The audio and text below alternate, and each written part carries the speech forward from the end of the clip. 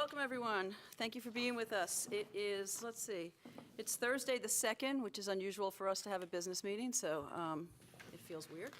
And we're at the Whitted building, and I just wanted to start by saying that I had written a statement about the shooting that happened in San Diego, and shooting and killing of Jewish people praying. And then 3 days later, we had another shooting at UNC Charlotte campus. And you know, it's time for the American people to stand up and say, we want this to stop. And I think we're doing that.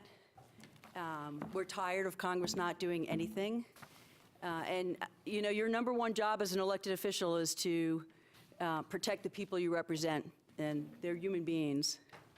And we need Congress to either do their job, or they need to get out of the way and let people who care and respect human life show them how it's done. We're sick to our stomach every time we hear about a shooting. We're not numb to this, and it's not the new norm. And we need to make a change, and we need to make a change now. And I just want to tell Riley Howell and Ellis Parlay that Congress may forget you, but we won't. So we don't take moments of silence anymore for shooting, because clearly moments of silence has not helped in the past, and it will not help in the future. So if you all can keep them in their thoughts, we would appreciate that. So thank you. Let's go on to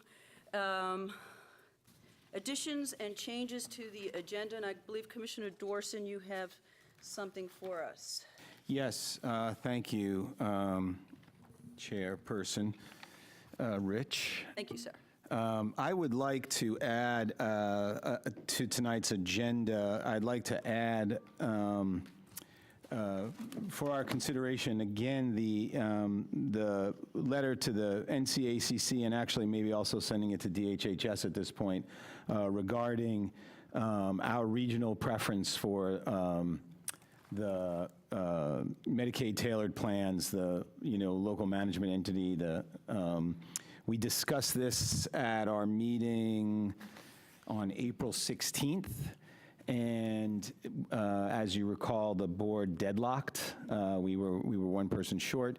The board deadlocked, and I believe that that deadlock, in fact, did not reflect what I think is the will of the majority of the board. So I'd like to bring that item back up, put it on agenda again for consideration. Commissioner Bedford, who's our representative on the Cardinal board, is here and can provide additional information. So with the board's indulgence, I'd like to bring that to our attention anew. Great, thank you. And because this was an agenda item already, I had asked for that to be reprinted for us. That's on this pink sheet. And if we all agree, we can put this at 6C. If that is okay with Commissioner Dorson and everybody else? That's fine with me.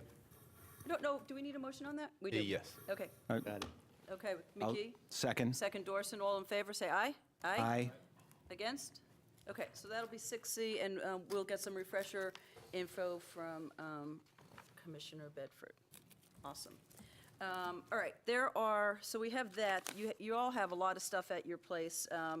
We have some, let's see, 4C, 4D, there are PowerPoints. There is also a resolution that was requested. It was a resolution or a letter requested by Commissioner Dorson to support some of the bills that are in the House right now that are in our legislative agenda. So we could take a look at that and maybe chat about that a little bit. I also handed out House Bill 966, page 250. Thank you to John Roberts for reading this 300-page bill for me. I appreciate it. It is the light rail limitations. When the General Assembly put the light rail limitations forward, it clearly was to target Orange County because they just lifted them. So light rail died in Orange County, and they lifted the regulations. So it was an uphill battle from the beginning. Commissioner Markopoulos had said that many times. I don't know if you want to comment on that. Well, I think that Charlotte's planning another extension, and that was begun by then Mayor McCrory, a Republican project. So here we are. So here we are. Okay. Charlotte gets it, we don't. Okay, public charge, everyone, please be respectful of each other. I'm not going to read the public charge to you. And now we're going to move into our arts moment. Welcome, Claire. And first we have Linda. Yes, I'm Linda Welcome, Williamson, Linda. a member of the Orange County Arts Commission Advisory Board. And I want to introduce to you Claire Herman. Her work has been selected as a finalist for the North Carolina Poet Laureates Award and as a Split This Rock Poem of the Week Award. Her poems have appeared in such publications as Borderlands, Texas Poetry Journal, Lines Plus Stars, Southern Women's Poetry Review, and Prime Number. And she has a weakness for cats, farmers markets, foggy mornings, and justice, so she fits right in Orange County. Welcome. Thank you for having me tonight. I'm going to read 2 short poems. The first is called Property Record. 4 pink flags on 4 steel stakes mark the corners of these 2 acres, the borders of what belongs to us. A clearing, a ravine, a wet weather spring. In the grass we find a broken teacup, a doll with 1 arm, a single shoe. A woman at the end of the street was born on this ground. She waves from her porch as we drive home.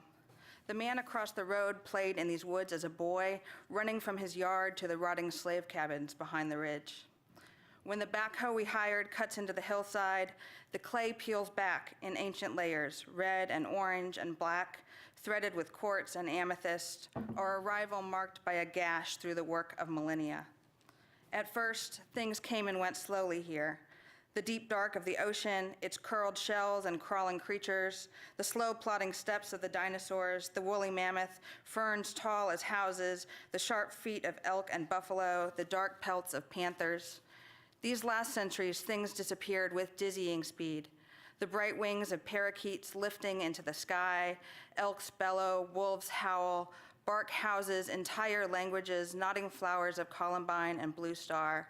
Then faster, replaced and replaced again, leather-soled boots and log houses, hand-dug wells, stone walls, barbed wire, clotheslines, asbestos, knee-high bottles. The hills are layers of rotted bones. In the last decade, the foreign feet of stiltgrass and silverbell crawl strange across the soil.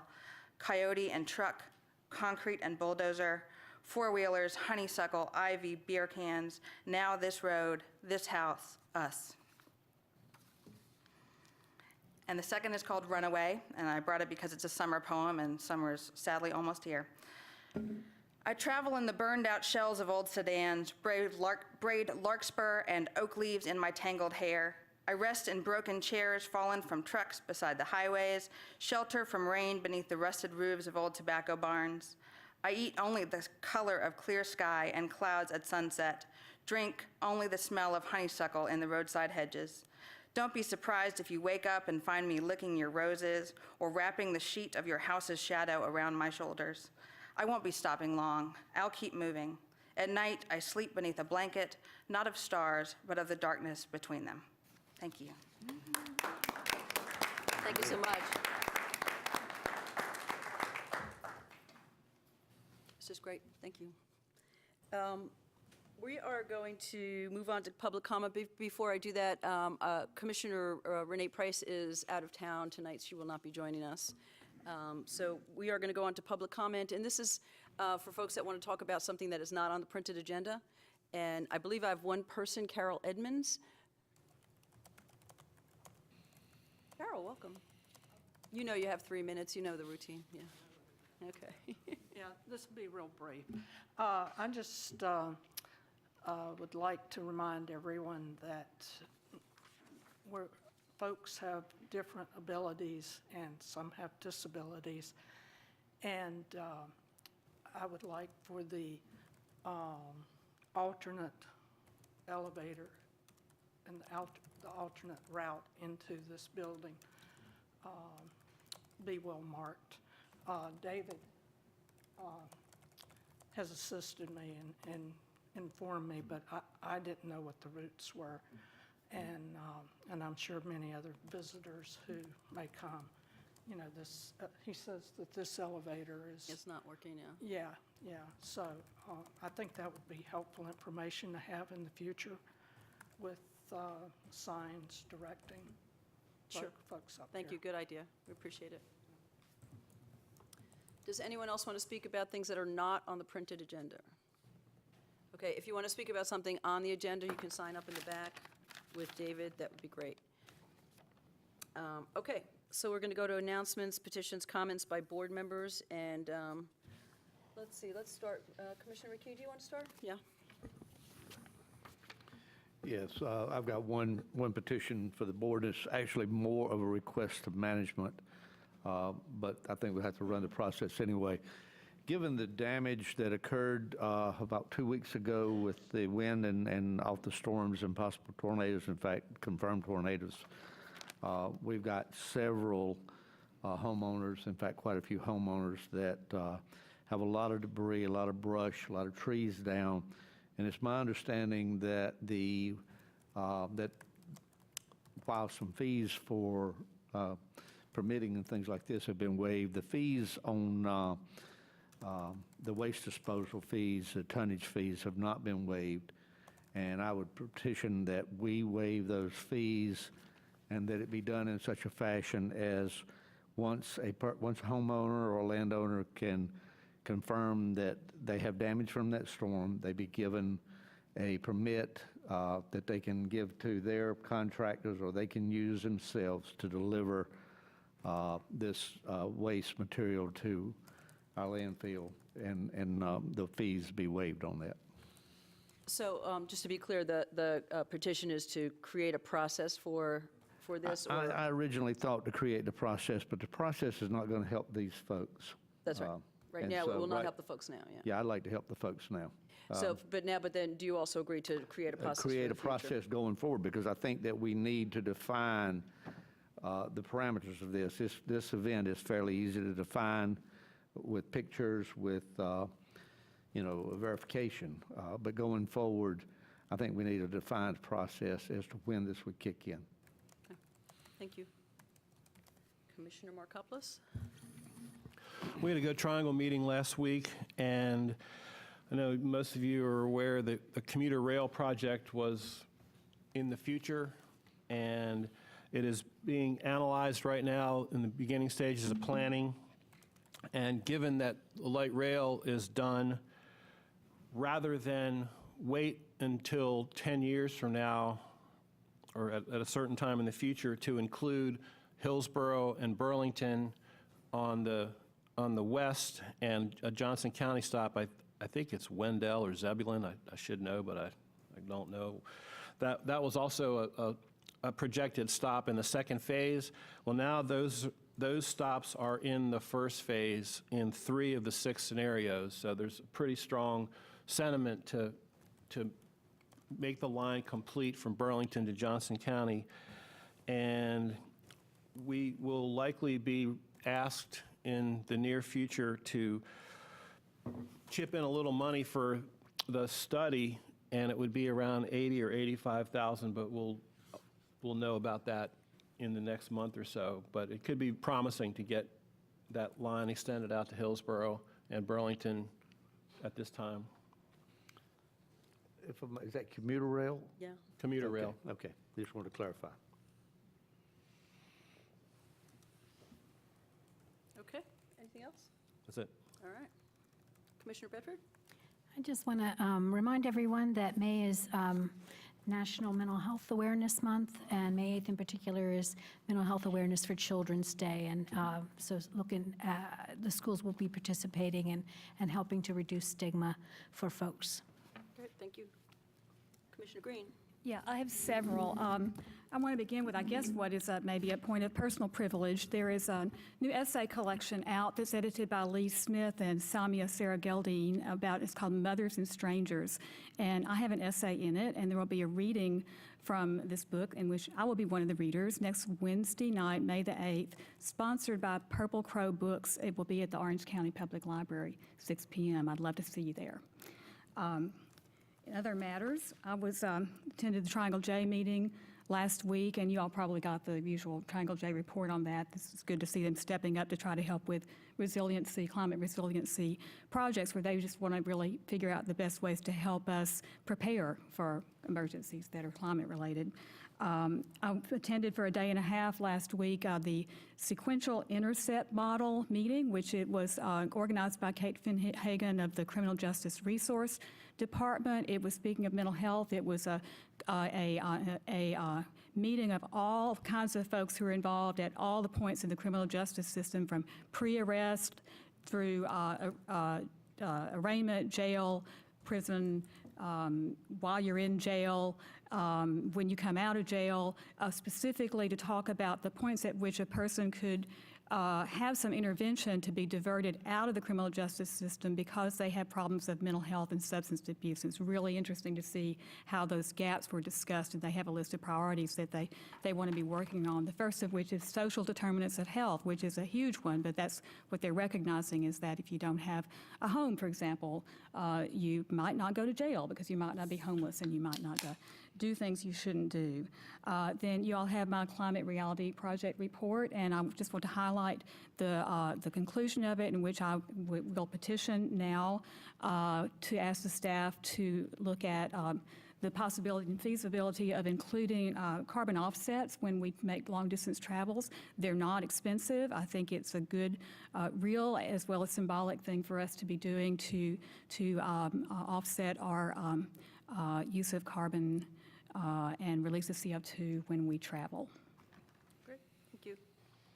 Commissioner Dorson, and could you also include this in in the discussion, the resolution, if we should move forward? Oh, sure. Thank you.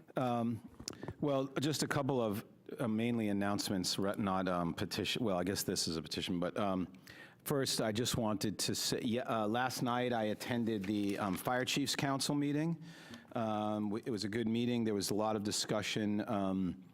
About risk management. I'll type these notes up and send them to everybody. I just hadn't had a chance yet, but there's a lot of good discussion about risk management. The departments are all working together with their risk management consultant to adopt some different policies and changes that will improve the insurance ratings and related risk management in the departments. There was a lot of talk about the communications during the tornado and different ideas about how to ensure everyone's getting effective communication, and because there was OC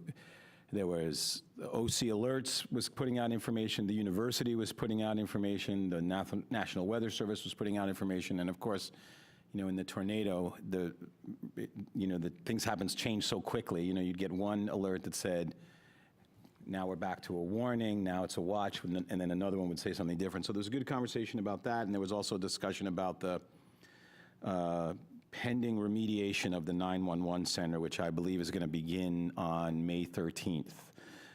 So that, I'll send those notes around, but just to let you know that was yesterday.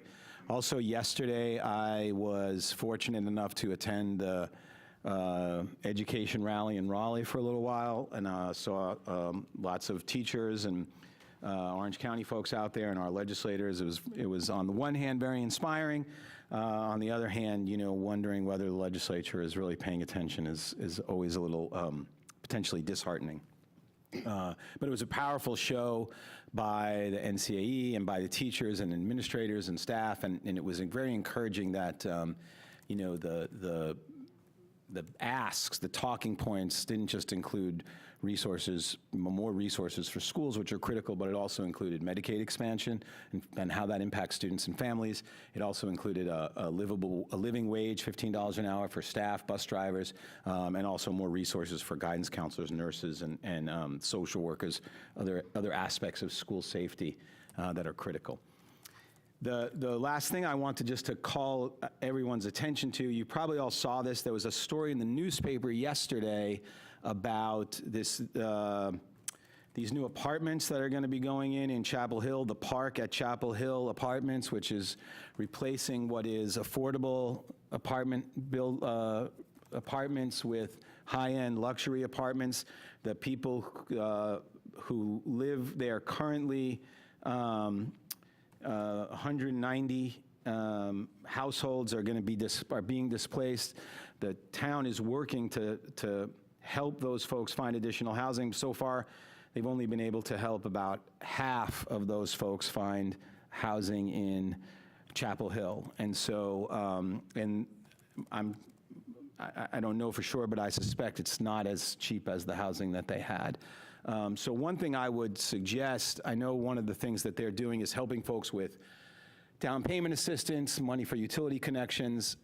The article mentions Chapel Hill's funding set aside for that. I know that we have in our housing department and in DSS money that is also available for things like security deposit assistance and utility connection. And so I would petition that we ask Cheryl Hampton in our housing department to reach out, maybe they're already doing this, to see if the folks may be eligible for those funds as well, particularly if they end up moving out of Chapel Hill, but if they can, we can keep them in Orange County, that would certainly be critical.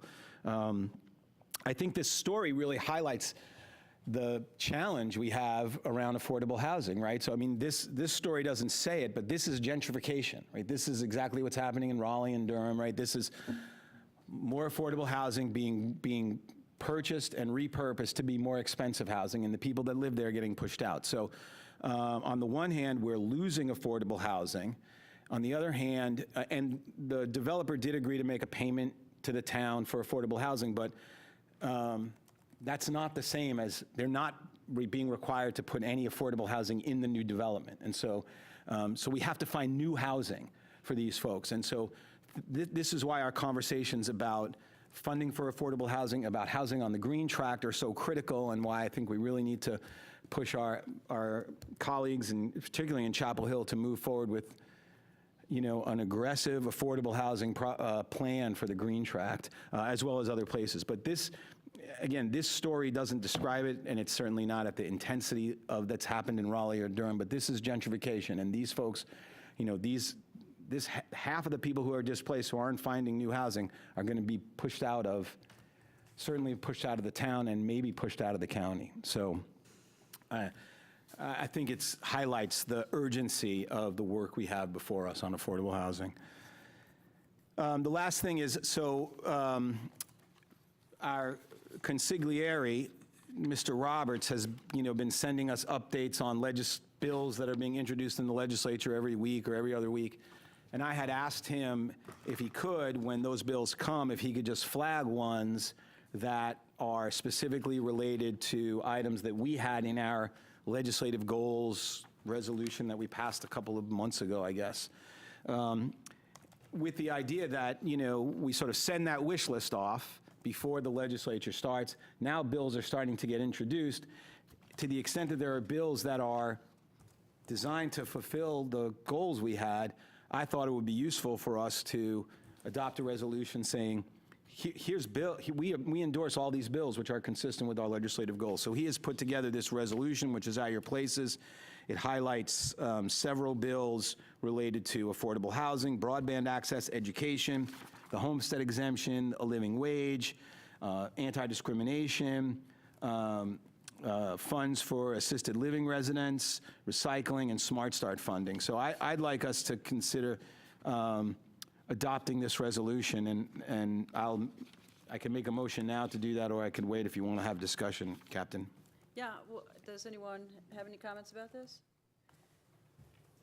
Okay, there was also an email that John had sent with this, and he had talked to our legislators, and the response was, it's not necessarily going to be helpful, but it also would not be harmful. Is that correct, John? I think that's accurate. So this would just take a stand a little bit more and letting everyone know that we really care about these bills and support them being moved forward. So Commissioner Dorson is moving this. Do I have a second? I'll second, and I have a question. Commissioner Green and question, yes. Sure. Are we going to go ahead and send it on anyway, or are we just going to adopt it like that was recommended? We almost always adopt it whenever the legislators are in it. We send it on. But we will send it so on that's kind to of a our policy of ours that we do that. But thank you for bringing that up. Yeah, okay. That's almost always our policy to do that.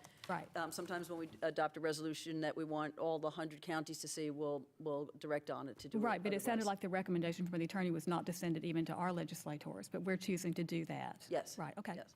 Okay, so we have first, yes, Commissioner Dorsey? Well, I would just to follow up on Sally's question, which I appreciate. I think, one, we've already adopted a resolution endorsing all these principles, so I don't really understand why they did, I mean, I can understand why it's not helpful because we have an intransigent legislature, but I mean, we've already staked out a position on all of these issues.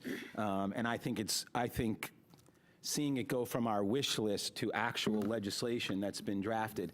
And, we could put this on our website, and if folks are interested in this, they'll have the names and the numbers of the bills they can write to their legislators. And I would recommend sending it to all the other counties as well. We can do that also, yeah? I want to point out one bill that's on the list that was not on our list because none of us really thought that we could ever ask for it or that it was feasible to ask for it, and that is a proposed law that would ban discriminating against source of income. And what that really means, it would ban landowners not accepting housing choice vouchers. So that would be super. There are some states and municipalities who have that. It's not likely that it would pass this time, but it's a great thing to be arguing for. Okay. Did you want to amend what we have on No, here then? it's in there. It's in the Oh, this is resolution. one that's on there. Okay, fabulous. Other comments? Yeah, Commissioner Markopoulos? So the other part of it, in addition to sending a message to the legislature, is letting the public know, for those that are paying attention, who we can reach, that these issues are out there, and it's important, and we will probably get the attention of some folks that will start paying attention to these issues and working for them as well in any ways they can. So it's a good educational tool. All right, great. So Dorson's first, Green second. All those in favor say aye. Aye. Against? Awesome, thank you. That's pretty cool. Thank you, John, for your help on that. Yeah, thank you. So I had a really busy week. I'm just going to do it really fast. Commissioner Markopoulos and I met with our OWASA representatives, our quarterly meeting, and we talked about the Aqua Vista program, and I encourage everyone that is an OWASA client to go ahead and sign up for that. We also went right from there to Hillsborough Elementary, where I know you all got those letters from the students from Hillsborough Elementary, 5th grade class, and we spent about an hour and a half with them, and they are the most encouraging young people that I've talked to in a really long time. They're a lot of fun, right? And well taught. Well taught, yeah, yeah. Cindy Sinekrop, the teacher, was amazing to have Yeah. implanted so much knowledge and enthusiasm with them. Their questions were spot on. That we made them stand up and ask their questions, and after the first person went, everybody just did it. They didn't even have to. They weren't shy. They were just great. And right after that, there was the NCDOT meeting, and we had invited the mayors this time to the meeting because of all the comments that we've been getting about Old 86 and Eubanks, and then the other side of Eubanks. So we had both mayors from Chapel Hill and Carborough come and talk about that a bit. Those notes, have you seen the NCDOT notes? I think did they go out? Yeah, so they've been out already. Then the following day, we did Say Hey at Carborough Elementary School, and that was kind of fun. That's based off of, there was something on Facebook where the kids had to start their morning. They either got a hug or they fist bumped or they did something like that. So I met with the mayor and the fire department, the police department, and we checked these kids off as they were coming off the bus at 7:20 in the morning, and some of them were still asleep, but they got a hug or a fist bump, or they got to say hey, so that was great.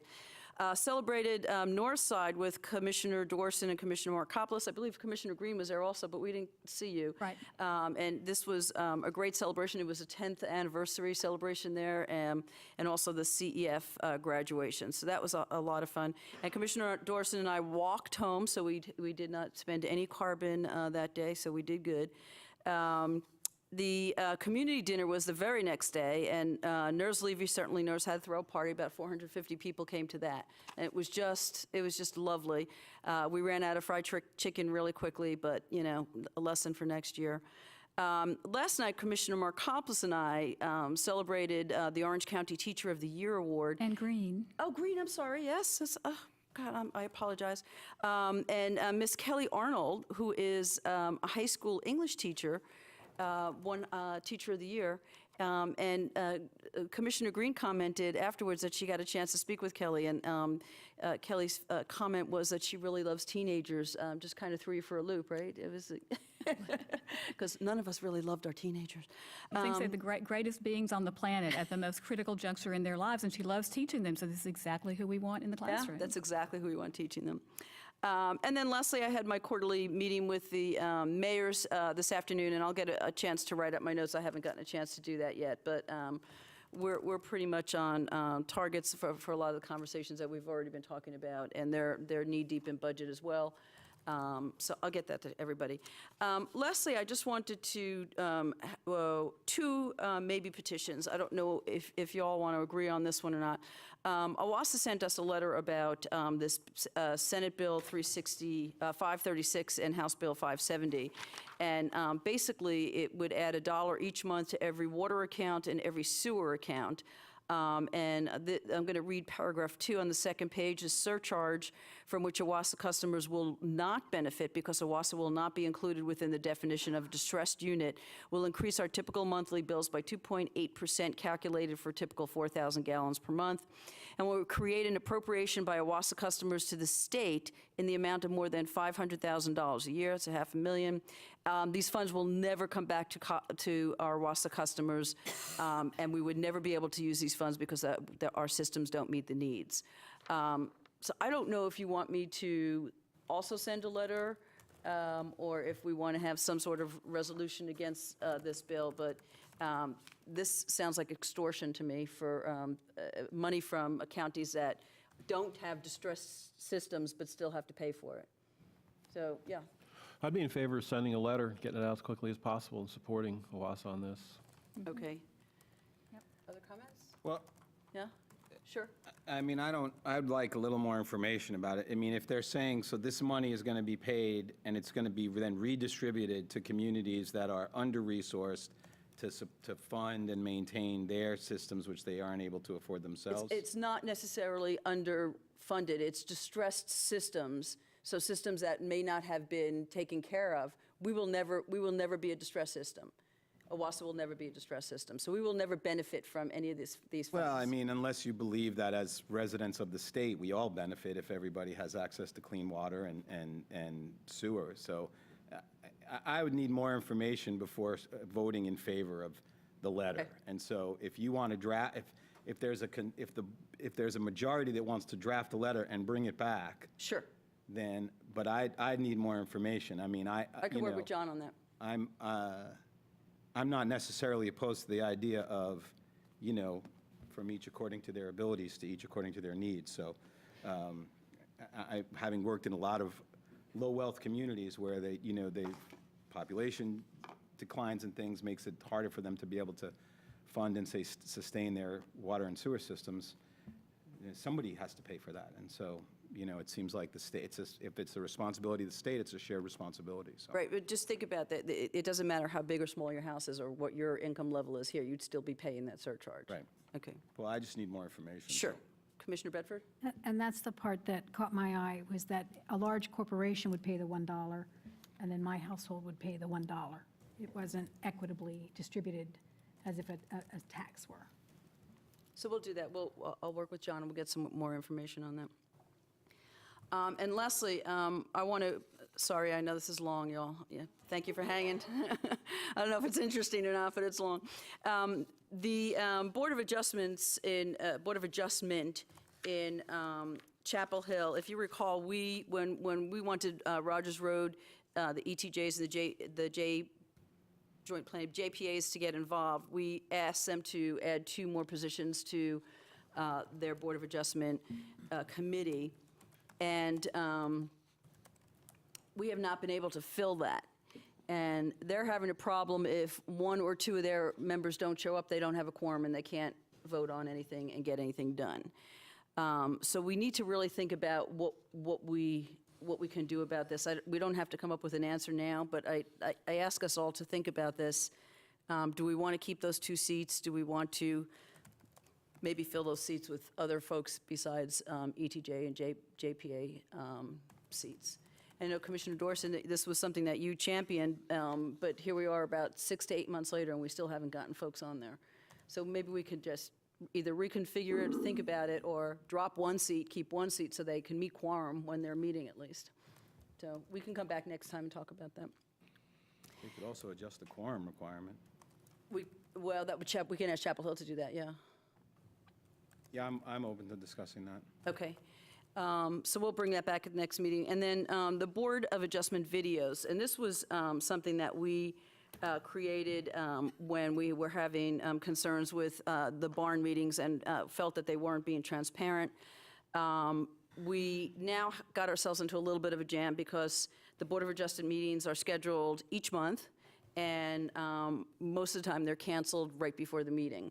And so the last meeting was on January 14th, and the meetings have been canceled in February, March, April, and now in May. The January 14th meeting lasted 44 minutes, and no one was watching it. It was streaming live. No one was watching it. There were maybe 5 people. It says 5 views afterwards, and could be 2 to 3 of those viewers were staff, just to confirm that the video was actually posting online. So here's the concern. In order to have those videoed, that they have to meet in this room. And this room holds 286 people. They very rarely have more than 15 people at those meetings, including the board and staff. And also the folks that work for the media communications and sound advice are all contractors, and they rely on this money. And when they get the job canceled on the last minute, they don't get paid. So what my recommendation is to not video them anymore, just do an audio of them and have the audio online. So I'm going to petition the board to discuss that next time. Commissioner Dorson. What about doing doing it on Facebook Live or something like that? Something that is not, there's something that is not, wouldn't cost anything, and, we could set up a phone or something or a camera, and they could do it that way. And or some other alternative if the board thinks it's important to do that. If not, then, nobody's watching, I guess, and so maybe just having it, you could also just have it videotaped, and with a stationary camera, and then put that online the thing about audio recordings that's challenging is you often can't tell who's speaking, right? You can't tell, people don't lean into the mic, you don't hear anything. It's difficult it's not, I question how useful just an audio recording is, and so. Let's talk about it. Let's ask staff to come up with some options, and we'll bring that back, and we'll see how it works. It just seems, this room is people want to use this room all the time, and that's what we built it for. It just seems to be a shame to have the room booked and then cancel the night so no one can use the room then. That is not a good use of resources, so. Okay, cool. Let's move on. Thank you all. Business out of the way. Yeah, okay, we're going to move on to 4 proclamations, resolutions, and special presentations. We're going to start with Older American Month proclamation. The board will consider voting to approve the proclamation designating May 2019 as Older Americans Month and authorize the chair to sign the proclamation. And Commissioner Bedford's going to read that for us. Orange County Board of Commissioners Proclamation, Older Americans Month, May 2019. Theme, Connect, Create, Contribute.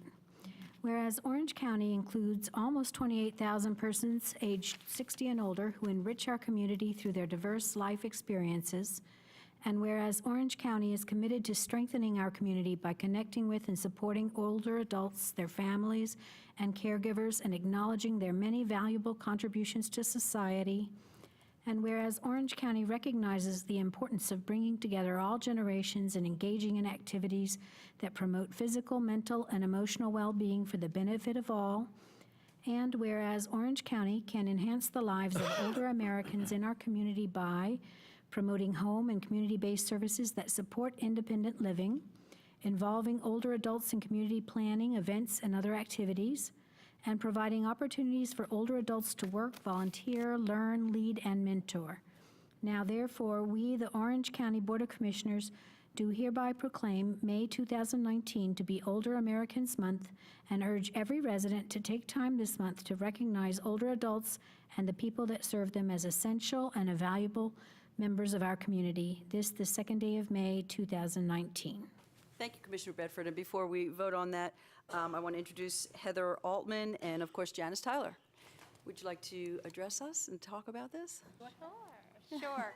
So I'm Heather Altman. I'm the vice chair of the Aging Advisory Board, and so on behalf of the board, I also wanted to take a moment to thank all of you. I've been on and off the board for more than 10 years, and I've had the pleasure of seeing personally your dedication to making sure that Orange County is an amazing place for all of us to grow older together. So thank you. I know it is more than a proclamation. It's more than a piece of paper. You put this all into action, so thank you. I also want to take the opportunity to thank the Orange County Department on Aging. With Janice Tyler's leadership, I want to embarrass her publicly. For more than 30 years, the amount of effort and work that she has put in to make sure that we have meaningful services and supports is key. If you saw in the abstract, it says that with the proclamation, aging is about eliminating outdated perceptions and redefining the way you want to age. I'd say redefining the way we want to age is what's been happening in Orange County, and that's because of the amazing work and leadership of you all and also the Orange County Department on Aging. And so thank you. And next week, almost at this exact same time, Commissioner Rich will be with us for the 5th annual Orange County Direct Care Worker Awards, where we celebrate, at this point, we're almost up to 180 direct care workers that provide the services and supports for older adults that are in Orange County. So that's wonderful, and all of you are invited to come as well. So thank you. Thank you. Janice, do you want to say Just anything? thank you so much. Come out and see us at either one of the senior centers, at the Passmore Center or the Seymour Center, and thank you again for all your support. Awesome. You can never get on a ping pong table, though. The list is long. Okay, would you like to move the proclamation? Move approval of the proclamation designating May 2019 as Older Americans Month and authorize the chair to sign the proclamation. Second. Second by McKee. All those in favor? Aye. Aye. Against? Awesome. Do you want to go and get your photo taken? Sure.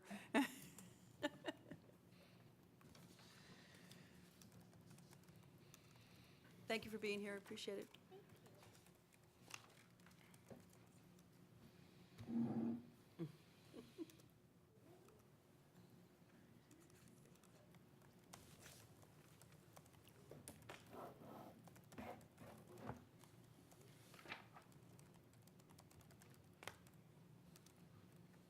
Great.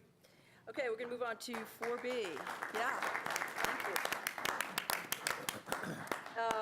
Proclamation recognizing Daniel Aaron Tobin, if you wouldn't mind coming up, Daniel. The board will consider voting to approve a proclamation recognizing Daniel Aaron Tobin for his services to Orange County and authorize the chair to sign it. And Commissioner Markopoulos is going to read that for us. Oh, you put your alpha on, okay. Y'all could move around and take photos. You don't have to take a photo of his back of his head.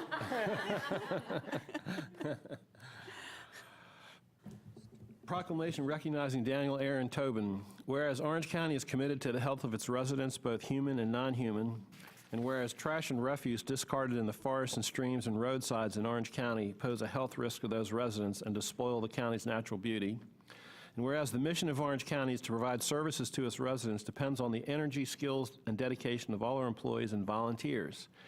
And whereas Daniel Aaron Tobin, a lifelong resident of Orange County, has voluntarily spent thousands of hours and thousands of dollars of his earned income over the past 10 years cleaning up trash and tires in some of the most neglected parts of Orange County. And whereas Daniel Aaron Tobin has led school groups and church groups on volunteer cleanup days around Orange County.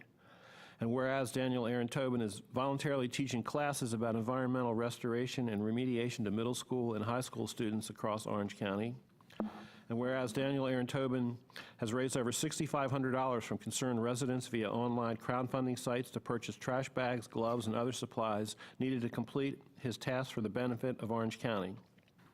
Now therefore, the Orange County Board of Commissioners recognizes the significant contribution that Daniel Aaron Tobin has made to improve the health and welfare of the residents of Orange County and to its streams and forests.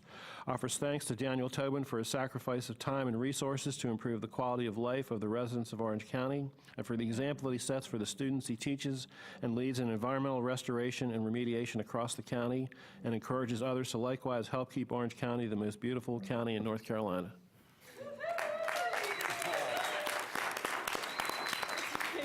Like to speak? Sure. You brought your Yeah, so cheering. I brought all my friends and family. So, thank you so much. Thank you so much, commissioners, for having me. Thank you, Commissioner Markopoulos, for calling me last week to come. It's true what you read. For those of you who don't know, my name is Daniel Tobin, and I'm from here, Chapel Hill, and the group, including most people over in this area, have actually helped on hand, or actually in person, or with money, like my grandmother, for instance, and we have cleaned up about 4,000 trash bags of litter from the county, including some areas outside of the county as well, about 2,000 tires. And some of my best friendships have been made in this process, and it's really my passion, and it's something that, you know, I hope to be doing for a long time. So I really appreciate that you reading that. I didn't know exactly what I would be coming into, so it's amazing. Thank you so much. Great. Additional comments? I'll say something. Yeah. I've been following your exploits on Facebook, and just week after week, month after month, seeing pictures and hearing the reports of all this work you've been doing, and it's phenomenal. It's totally unique, and we really appreciate it. Well, thank you. And I personally want to thank you because you actually did a cleanup at the end of Mulberry Street on the railroad tracks, and that's where my window looks out. Is that really? So, yeah, Okay, so yeah. I was very happy that you pulled the tires out, the beer cans, the baby strollers, the TV set. Yeah. I don't know, whatever else was there. It Right. was picked up, and yeah, we were actually talking to you on the phone to try and figure out how we were going to get it picked up by the town of Carrboro, if you remember. Well, very neat. So thank you so much. We really appreciate it. Absolutely. Okay. I'll move that we Good motion. pass this resolution. Second? Second by Dorson. All those in favor? Aye. All right, and it passes. Thank you.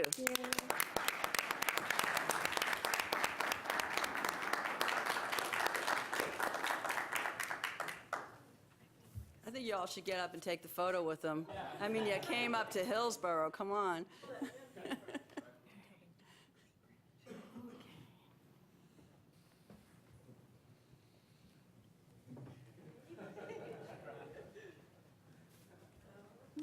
Come on, y'all, you got to take a photo with them. Yeah, please, come on. Big day for the weekly Friday newsletter. We're going into budget next, so it goes downhill from here, so. Guaranteed. Thank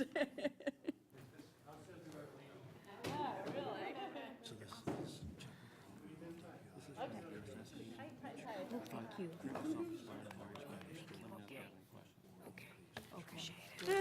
This direction, move in. Thank you.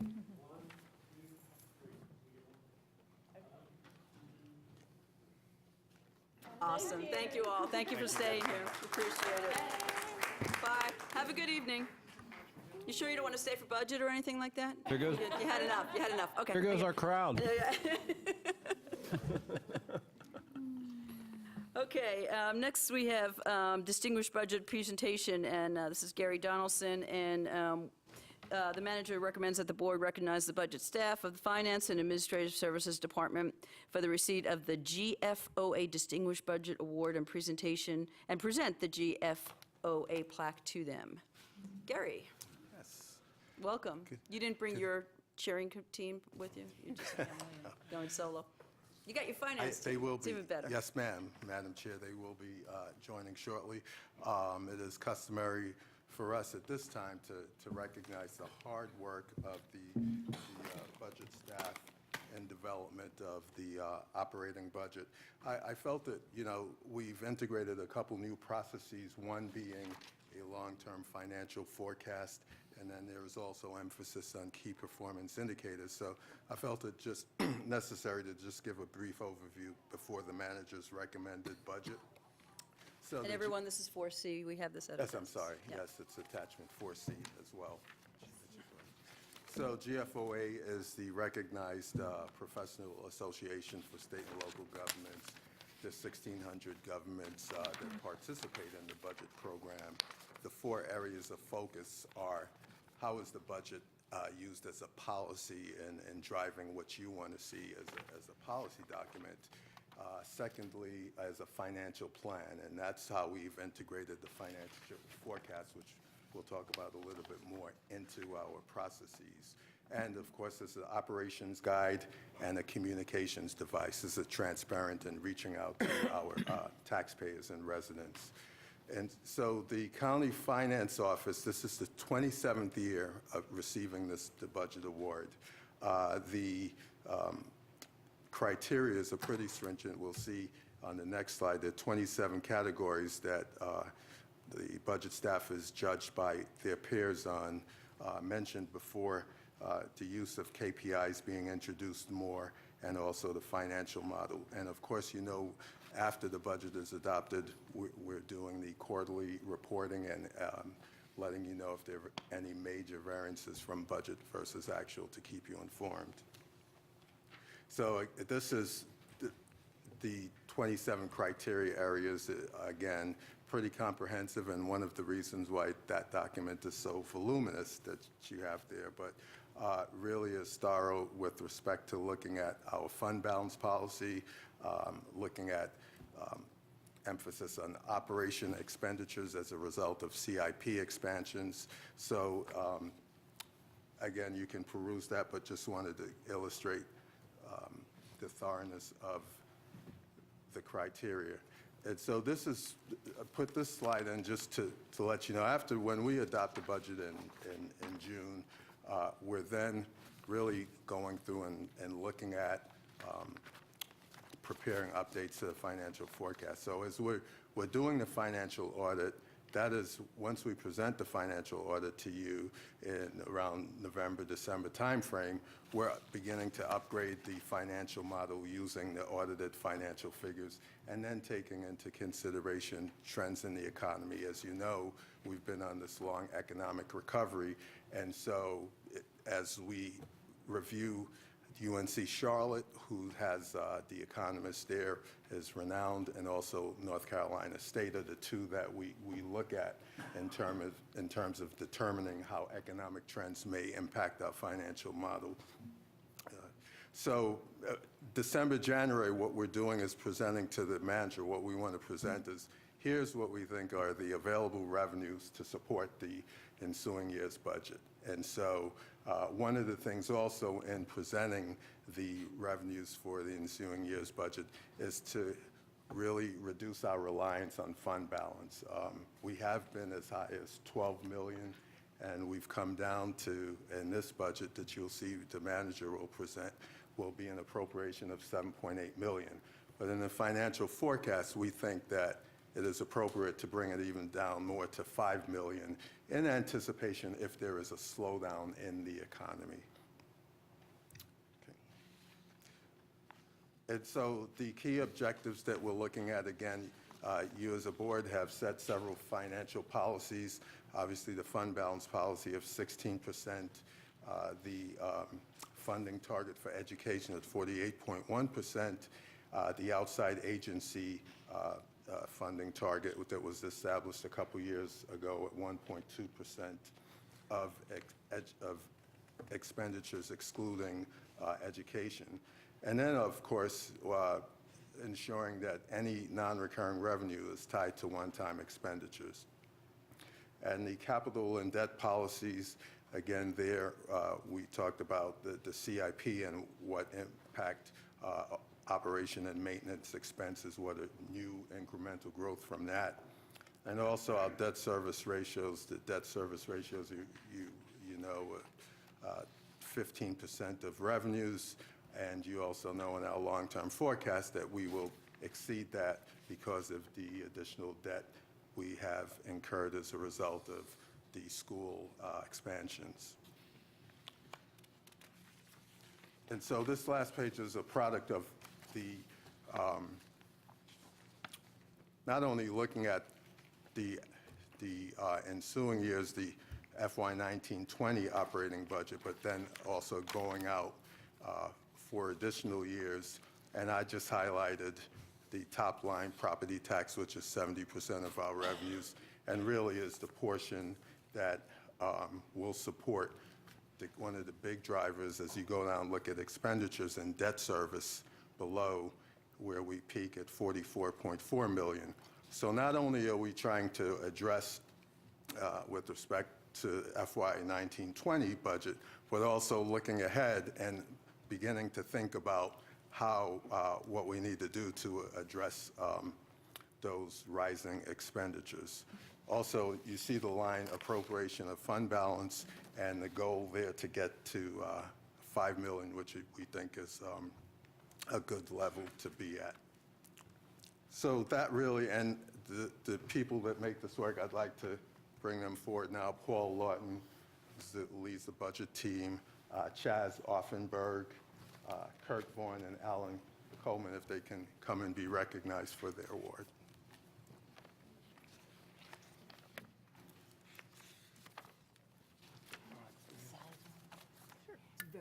Oh, it is.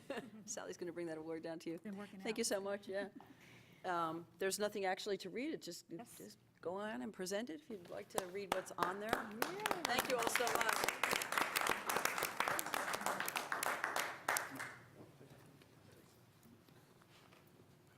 Okay, this is the Government Finance Officers. Sally, you want to come on over to the microphone? Okay, this is the Government Finance Officers Association Distinguished Budget Presentation Award presented to you all for this year. Thank you so much. Great, thank you.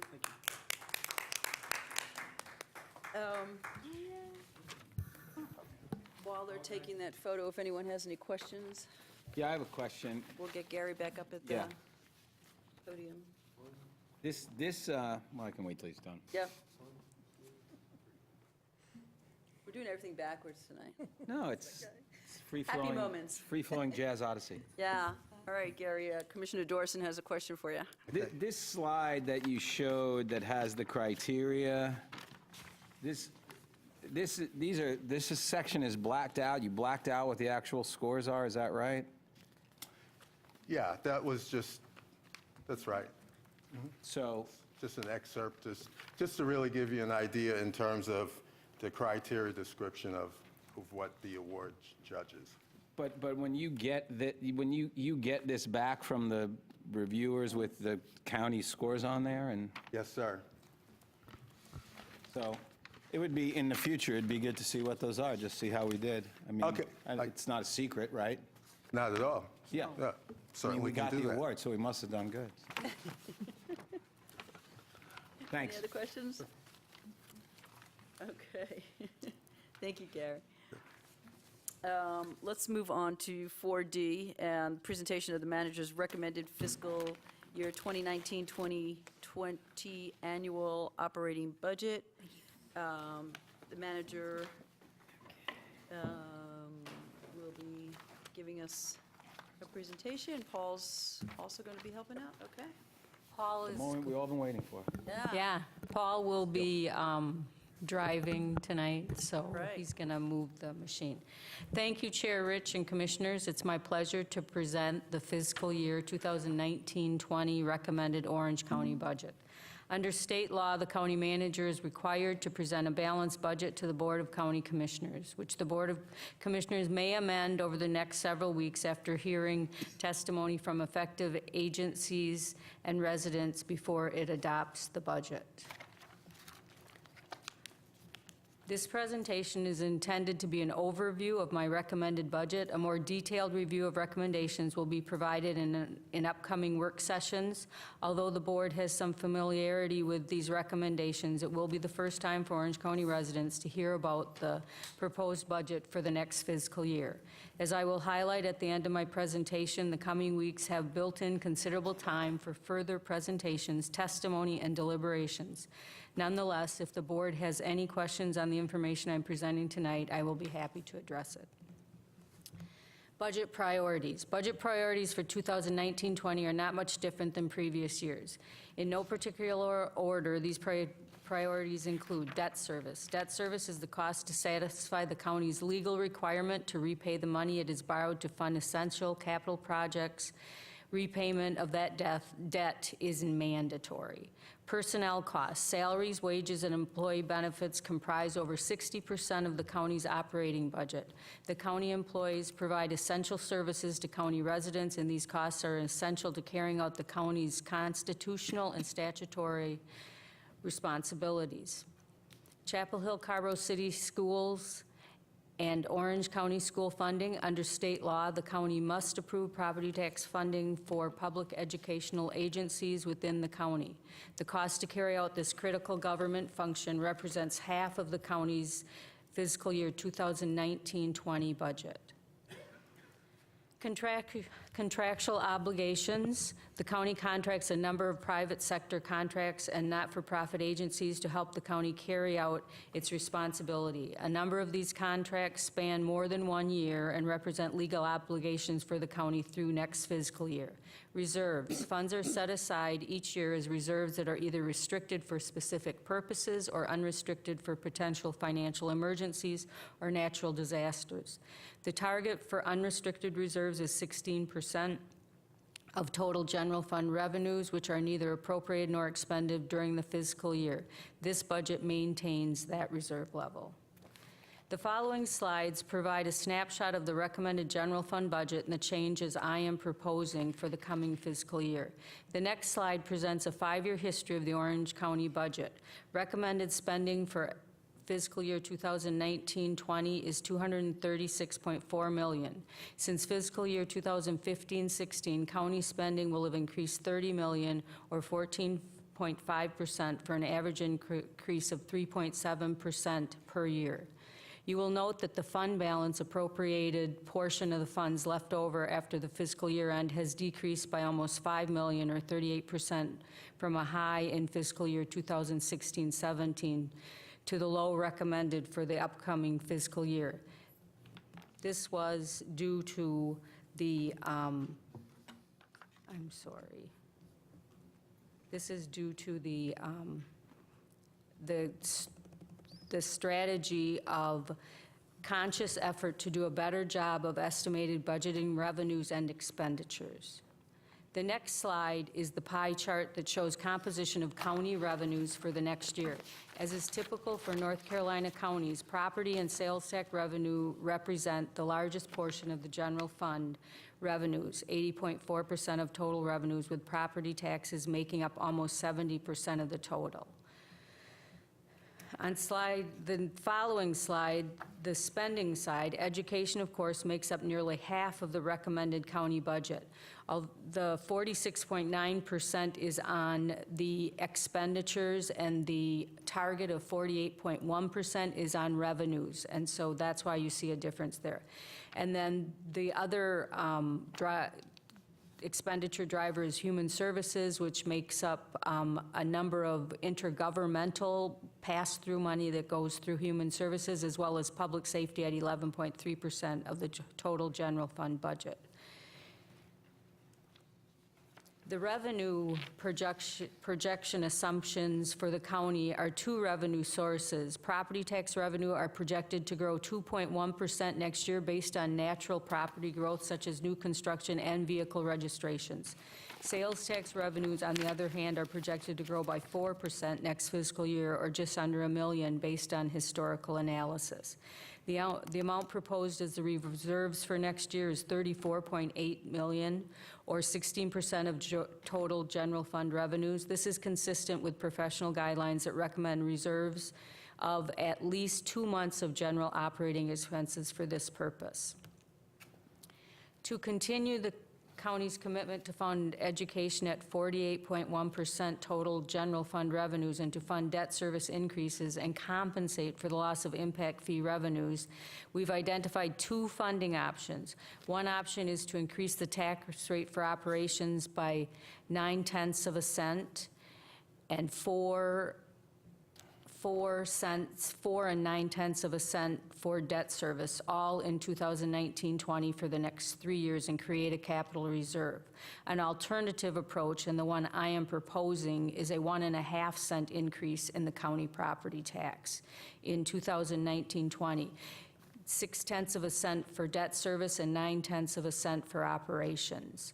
That's a total of a 1.5 cents for every 100 assessed value. Instead of raising the debt service tax rate in 1 year for all 3 years, I'm recommending that we raise the tax rate for debt service in each of the 3 years based on the projected capital needs spending in each of those years.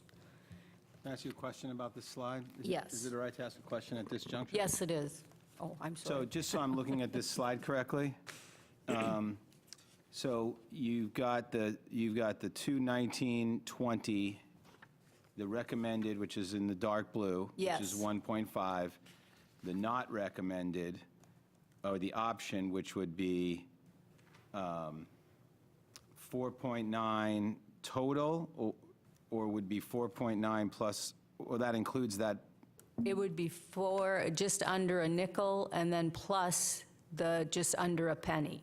So it would actually, so the option would be the total of those 2 columns? Yes. So it would be like it would be 5.8. 5.8, okay. Yeah, And just then- under 6 cents. And then if hypothetically we selected that option, then there wouldn't be a forecast of any projected, these 2021 and 2022 projections would not be necessary. That's correct. Those projections are based on adopting the recommendation. That's correct.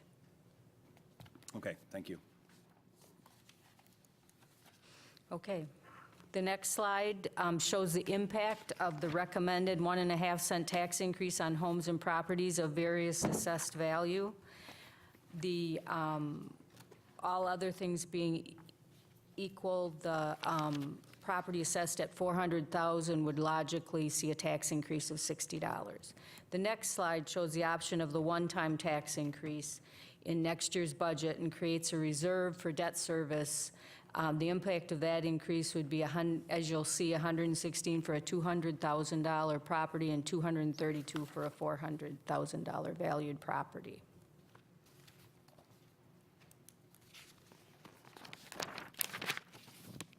On the next slide regarding education, student population is one driver for educational expenses. There are other cost factors, of course, but this is a key one. The standard measure for student population levels is average daily membership, or ADMs. The combined ADM for both local schools is 20,408, 12,274 for Chapel Hill Carrboro City Schools, and 8,134 for Orange County Schools. Chapel Hill Carrboro City Schools saw a decrease of 113 ADM, while Orange County Schools saw an increase of 123 students for this next year, for a net increase of 10 students countywide. The allocation for Chapel Hill Carrboro City Schools decreased from 60.73% to 60.14%, and Orange County increased from 39.27% to 39.86%. This is the chart that we've worked on with you all, and I think does everybody understand it and see where we're going with that? Okay.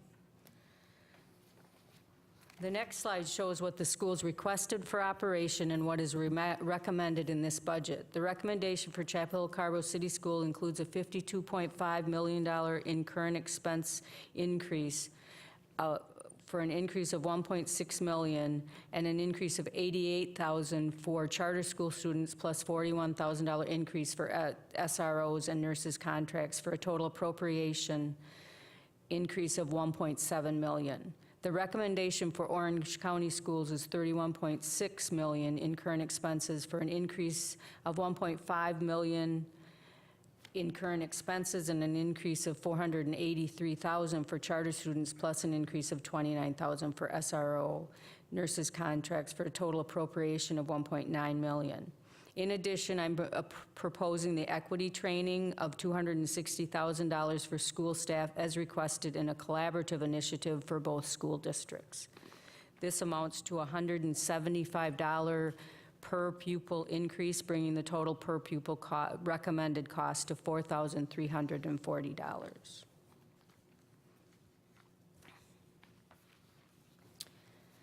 Chapel Hill Carbo Schools would receive over $6 million for capital needs, and Orange County Schools would receive $3.9 million for their capital needs. Included in capital funding is a continuation of the deferred maintenance program that was implemented last year of $3 million. Both recommendations are based on their respective ADMs.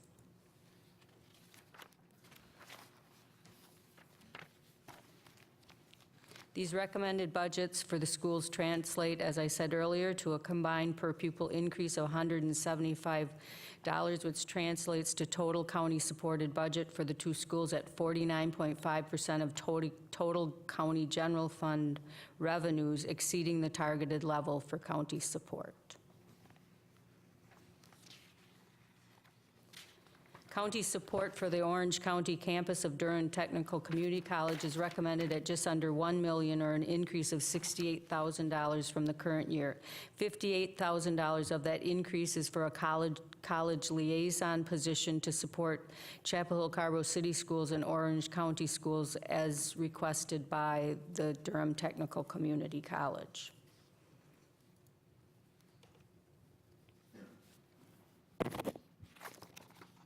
Quick question on that. Yeah. It would be helpful on this slide in the future, or just to get it back, the comparison like you have for the K-12 schools, so what their request was versus what we're giving, what this recommendation is. So Right. do you know offhand how this matched up to what they requested? It seems like it's pretty close. They requested they requested the 723, and so I recommended that. They requested the 200,000.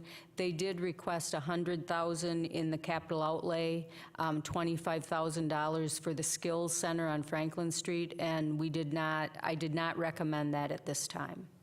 Great. The next slide is regarding outside agencies. The Board of Commissioners set a target funding at 1.2% of total county general fund revenues for outside agencies that provides a variety of human and community services to county residents. With this recommended budget, that target will be met with a $1.47 million appropriation, $24,000 over the target. Outside agencies were required to submit applications for funding increases from the county. The advisory board scored applications based on the allocation shown in the table is shown on the screen.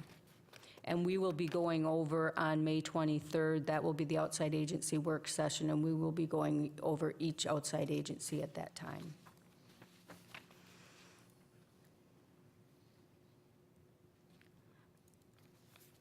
Under state law, the county approves property tax rates for fire districts. As shown in the next table, only 3 of the 12 districts providing service within the county requested rate increases, and those are recommended for approval. That is Damascus, Southern Triangle, and White Cross. Most of these increases are requested due to the challenge with finding volunteers and having to go to permanent part-time and full-time staff.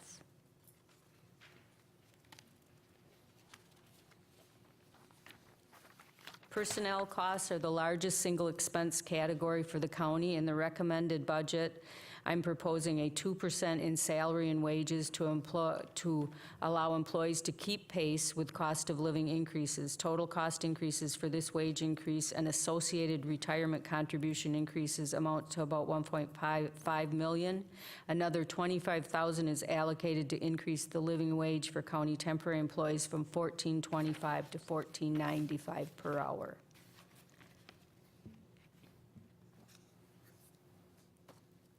This recommended budget represents a collaboration of many people, budget staff, and I meet with county departments, all outside agencies, schools, fire districts over the course of several weeks.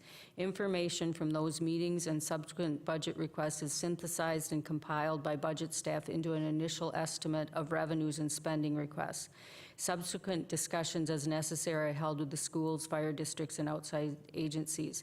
I formulate my budget recommendations for those entities. 4 functional leadership teams, each consisting of department heads and led by the deputy county manager, review and propose spending increases or, if necessary, reductions for county operations in the areas of community services, general government, human services, public safety, and support services. I review their recommendation before I make final decisions for the manager's recommended budget.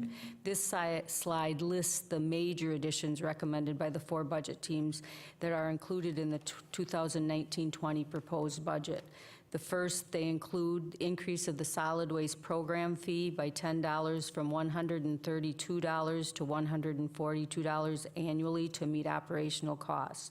In addition, this year there will not be a general fund appropriation budgeted to the solid waste fund. The solid waste fund will become a true enterprise fund and will rely on program fees to support the operations. Under general government, I will be creating a IT security officer position. As you all know, over the last few weeks, we faced some challenges within our IT office with security and database concerns. This is a position that will report to the county manager and will work very closely on monitoring our IT infrastructure on a daily basis. Also, diversity, equity, and inclusion training, we will continue that, implement the second year of the third year, and that will be a reallocation from the county manager's office appropriation. We will be adding 8.25 FTE positions in the Public Health Department for navigator positions.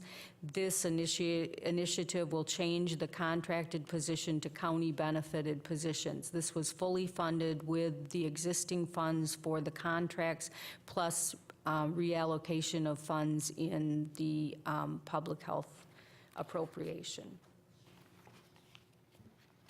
Establish a criminal resources attorney position to address driver's license restoration as well as expungement for county residents that have those needs.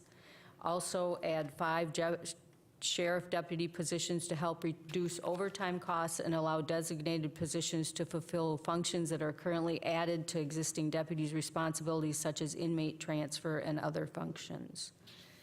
Create a community paramedic position in emergency services. This position was created last year. However, there was a revenue requirement of a grant or outside revenue source. I'm removing that revenue requirement, and recommending that this position go forward as a county position to follow up with patients to reduce emergency service calls.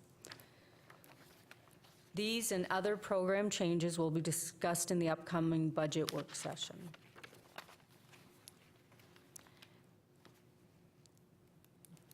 This is the timeline for our budget. This evening I'm introducing the budget. On May 14th and 16th, we will have 2 public hearings. May 14th at Whitted, May 16th at Southern Human Services. On May 23rd, we start the work sessions and finish the work sessions on June 6th. And then on June 11th, we will be reviewing budget amendments, and you will adopt a resolution of intent to adopt. And on June 18th, you will adopt the budget. Also, the next slide will show us where people can get a hard copy available at the following locations, and access to the document can also be done through the internet at the listed website. The mission statement that is the driver of the budget process. This budget may be the county manager's recommended budget, but is truly the product of the cooperation and collaboration of many people in the county, department directors, their staffs, and those, and special districts and outside agencies. Those participants are too many to mention at this time, although I would like to give special recognition to the budget staff, Alan Coleman, Chaz Offenberg, and Kurt Vaughn, led by our exceptional budget manager, Paul Lawton, and Chief Financial Officer, Gary Donaldson. Without their diligence and hard work, this document would not have been possible. In conclusion, I would like to thank the board for your continued leadership and support of staff to make the best possible and innovative use of resources entrusted to the county by its residents and businesses in state and federal governments. This concludes my budget presentation. Thank you for your time and attention. At this time, Chair Rich, I would be happy to entertain any more questions that the members of the board may have. Thank you, Bonnie. Questions? Not at this time. I'm looking at Commissioner McKee. He's like, So we do have a month and a half to discuss this, so we've got plenty of time to dig into it. Commissioner Dorson. Yeah, this is not so much a question, but just a comment. I just want to thank Bonnie and all the staff and Paul and everybody. This, I mean, I haven't had a chance to wade into it yet, but this looks like it looks like, as usual, a thorough, detailed, and comprehensive strategy that responds to the needs that the residents have identified and the priorities that the board has set. So I appreciate that. I know it is challenging. We know we have this, this debt burden that's increased since the bonds passed. But, just from the presentation that you just put on and just skimming through the message in this notebook, I'm particularly gratified to see a lot of the things in there, even in what is clearly a lean, and responsible budget.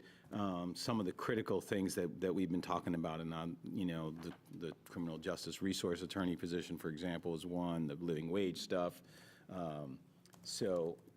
I just want to. I'm looking forward to hashing through the details. But this is a totally professional and outstanding presentation, as always. Thank you. So it looks like we're all good. Thank you so much, Bonnie. Good, That was thank great. you. And Paul, as always, thank you.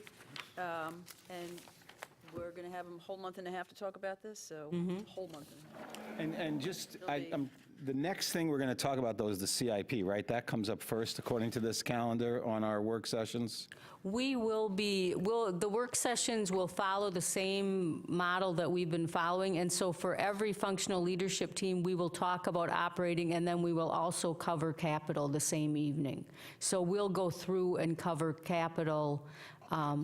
Is there a work session just for capital coming up? No. This calendar that was in the presentation says that the first two... Those are the public hearings. Oh, those are just the public hearings, okay. Right, And right. the Just reading it. CIP. Yeah, Okay. so we'll cover it at the same, the capital items will come up with the operating items, and Travis will be leading all of those presentations. Gotcha, right, okay. And of course, we'll have a public hearing up in Hillsborough and one down Right. in Southern as well. Right. Okay. Great, thank you so much. Okay, so 5 on our agenda is public hearings. We have none of those, so let's move on to the regular agenda. And first up is 6A, adoption of the final financing resolution authorizing the insurance of $16,950,000 in installment purchase financing for various capital investment plan projects. And Gary, welcome back to the podium. Thank you, ma'am.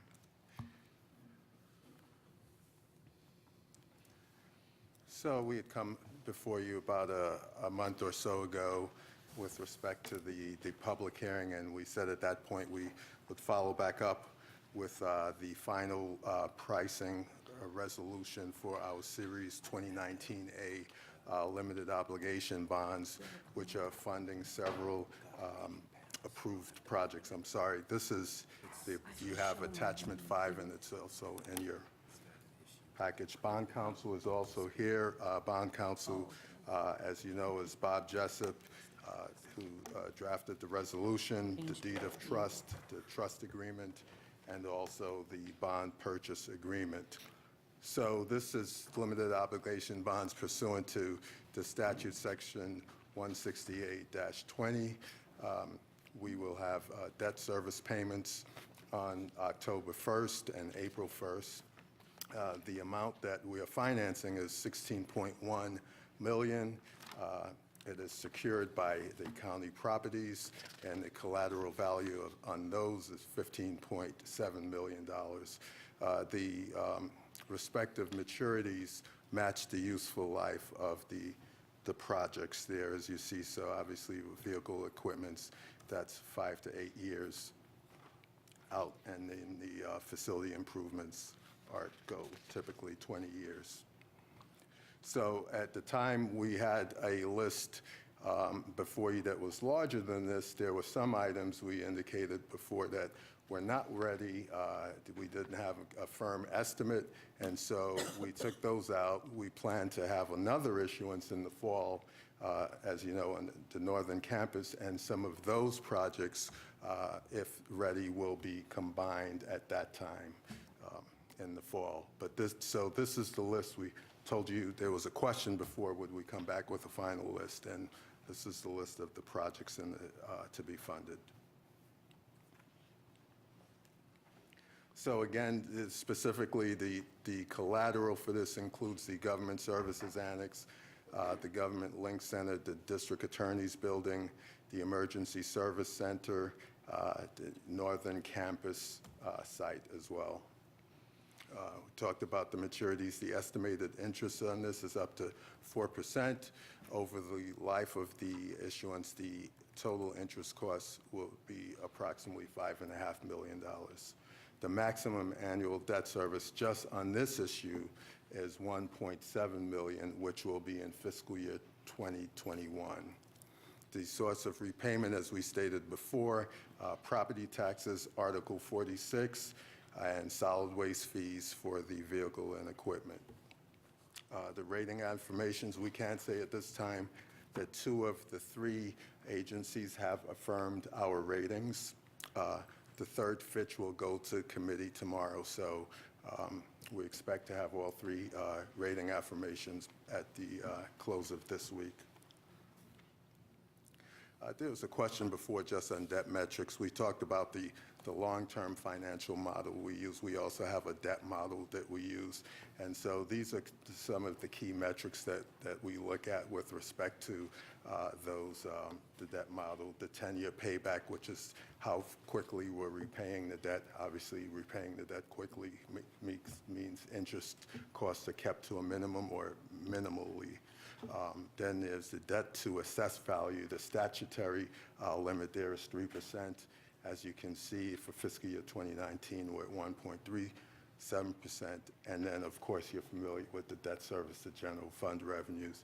And this is an excerpt from the model you've also seen before. We talked about fiscal year 2022, 23, and 24, the challenges that we're faced with. And as we go through the rest of the budget adoption, that will be discussed more in the incremental tax rate approach that the manager has also discussed.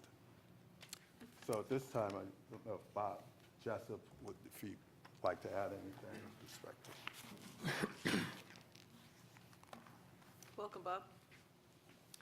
Thank you, Madam Chair and members of the board. I'm Bob Jessup. I'm a lawyer with a firm called Sanford Holzhauser. Our office is in Carrboro, and we've been lucky to work as the bond counsel for Orange County for many years now.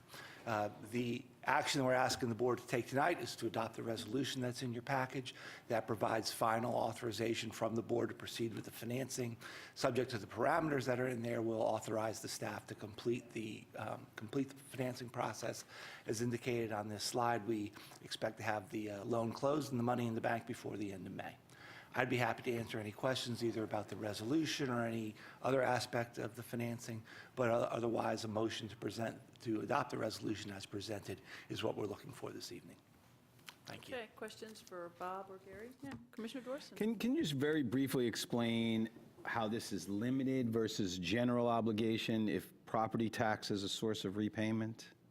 There's a difference between the property tax being the expected source of repayment in a limited obligation bond and the county having made a legally enforceable promise to levy property taxes as may be necessary, which is what you have in a general obligation bond. So it's still the expected source, but if you don't pay a limited obligation bond, you can't be forced to raise taxes as you theoretically can if you don't pay a general obligation bond. So it's not sort of pledging the taxing authority like a general obligation bond does. That's right. It's just saying this is where we're going to get the money from. That's right. Commissioner Markopoulos? Just out of curiosity, this is not really a detailed financial question, but what is the Rogers Road Neighborhood Community Center infrastructure that is included here? That's a Gary question. It's a Gary question.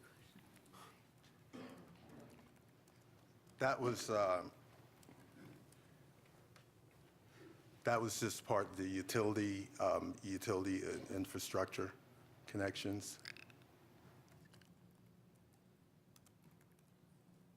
Does it have anything to do with putting the The solar? were we gonna do solar on that? 126,000. I'm sorry. Yeah, 126,000, Yeah. yeah. Yeah, that was just utility related. I can Okay, get, catch up later, just out of curiosity. But wasn't Rogers Road, weren't we going to put some solar panels on Rogers Road? Is that what it is? Do you know what it is? Is that part of this budget? let me, It's the last part. It's the last part of the sewer project. It's the last amount needed for the sewer project. Oh, yeah, Oh, so that's the utility for, okay, sewer project, okay. thanks. But are we still continuing with putting solar panels on the Rogers Road Community Center? Was that going to be an experiment? Not in this budget, okay. No, not in this budget. Okay, additional questions? Okay, so what we are being asked to do is make a motion to approve the resolution authorizing the steps to proceed with financing the state capital projects and equipment. Move to approve a resolution authorizing steps to proceed with the finance for the stated capital projects and equipments. Second. And Okay, we got a first by Commissioner McKee, second by Bedford. Any additional comments? Okay, all those in favor say aye.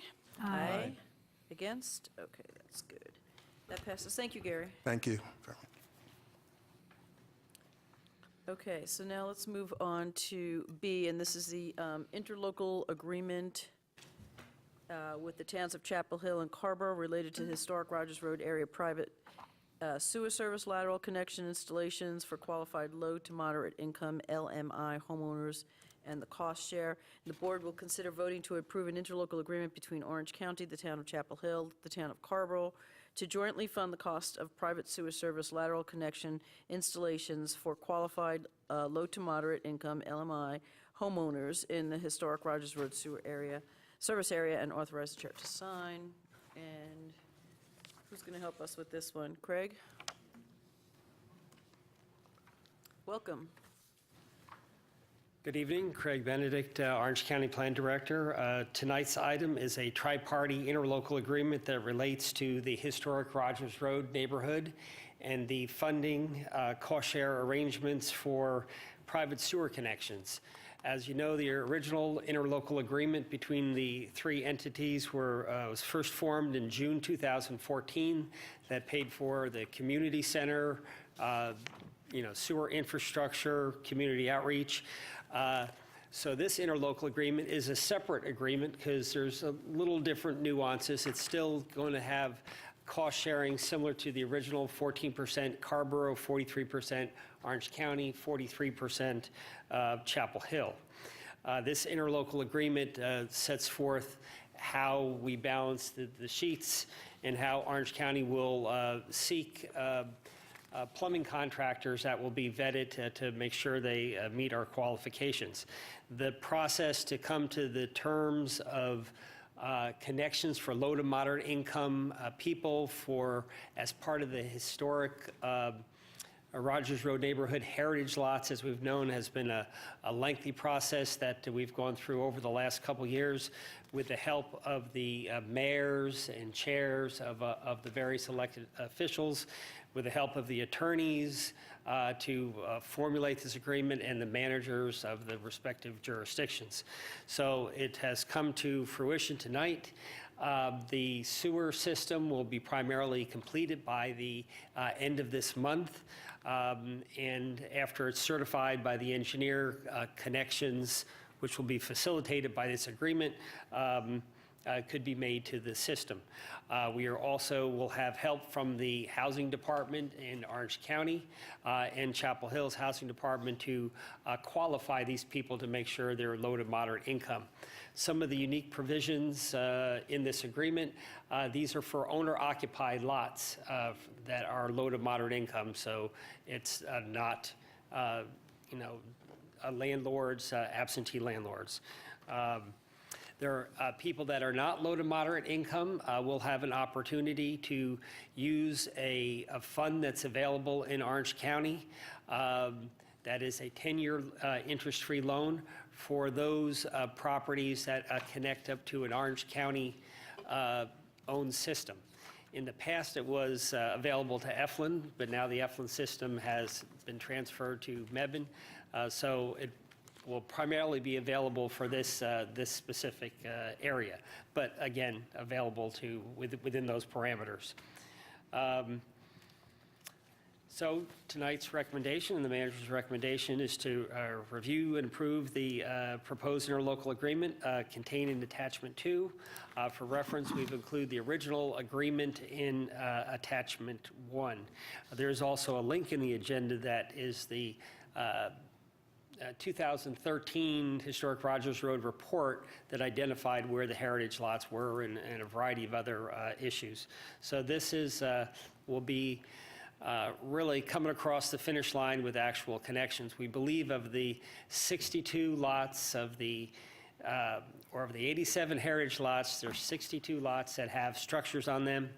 And of those 62 lots, we're estimating, at least at this point, that approximately 27 of them could be low to moderate income. If it's more, we might have to come back for more money. We've made estimations of the connection fees. This is connection fees that go both, or sewer availability fees back to OWASA, plus the cost of putting private connections from the public sewer stub out up to the house, abandonment of the septic system, and reconnection to the plumbing system. We're estimating about $9,000 per house. It could vary from $6,000 to $12,000, depending on the length of the specific houses and the length of those connections. Do you have any questions? Questions? Commissioner Dorsey? Yeah, I have a couple of questions. So the 27, so the 62 potential heritage lots that could be eligible, is that, and of those, based on some preliminary review, you've identified at least 27 that likely qualify for the benefit, but it could be more. It could be more. And if it is more, where the plan is, as many as there are that qualify will be eligible to get this support. That's correct. That's the parameters. And the way, as I was reading the thing, it describes a 3-year window, but really, you only get the full amount if you apply in the first 2 years, right? It's structured that if you apply in the 3rd year, you only get half the cost? That is correct. The first 2 years, 100% full reimbursement. 3rd year, 50%. And after that, no reimbursement. And what is the rationale for having that drop off like that? An interest to have people connect as soon as possible to abandoned septic systems that might be failing sooner than later, and to there will be letters that go out to the community this month that will announce this if these interlocal agreements are done. Chapel Hill approved this last night. Carrboro will be having on their agenda next Tuesday. So the interest is to, the system will be in operation to get as many connected as soon as possible. And if somebody doesn't sign up to the third year, and so they're only eligible for the 50%, would they be eligible for the no-interest loan for the other 50%? They would be.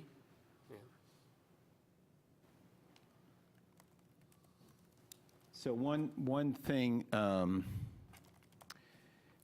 to, not to make it too complicated, but one thing to think about is whether, if in that scenario, whether we might want to add a provision that would forgive that loan over time. I mean, part of the idea is keeping these folks in place. And so if you say, you know, if you live there for whatever it is, if you stay there for, you know, if you stay there for 5 years and then you sell the house, then 50% of it becomes due or something like that. But I do think that building in some potential incentive for people to stay in place or for their families to stay in place would be valuable. And so, Commissioner Dorson, we spoke about that in the Rogers Road Committee meeting, and I think that there was a reply to that if folks moved before the 10-year loan was up, the loan follows with the people that buy the property. Is that correct? That would be correct. So they would no longer be paying the loan, the person that buys the property would be. So if it passes down to the next family member, the next family member would have to resume the loan as well. What you're saying is you want the loan to go away. Yeah, I'm saying is if you stay there for 10 years, or if it gets, you know, if it doesn't get transferred outside of the I mean, we're trying to keep folks, these are, what do they call them, these heritage lots, right? We're trying to keep those folks in place. And so if you're saying, you know, you've got this loan on your property, if you stay there long enough, it ought to go away. And so there's an incentive not to sell out to some developer or speculator or some gentrifier, right? And actually, it seems like if you do, then then the loan ought to become due, you know, immediately, or the person who's buying it ought to, you know, it ought to be a disincentive to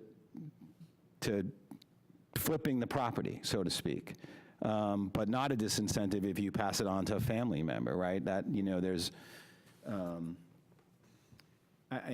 know, again, there ought to be some way to incentivize, right? Because these properties are going to become more valuable now that they have water and sewer, right? And so there ought to be some way to, you know, what we want to do is incentivize people to connect and get connected, and hopefully get connected in the first 2 years so they get the full amount. But if for some reason they don't, you know, what we ought to be able to do is try to incentivize them to stay there once they do get that, right? So we've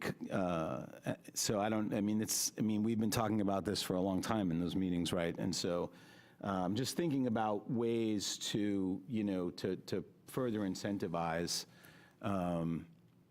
you know, you know, maintaining the current composition of the neighborhood to the extent possible.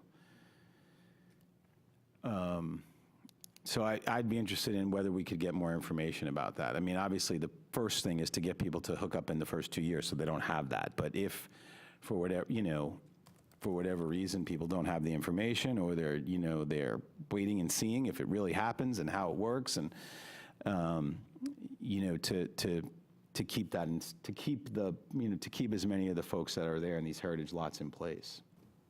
So this could cover this interlocal agreement covers the low to moderate income, and you want more information about the 10-year loan and if there could be some provisions regarding them staying in the house. So that would be related to a policy about the 10-year no-interest loan.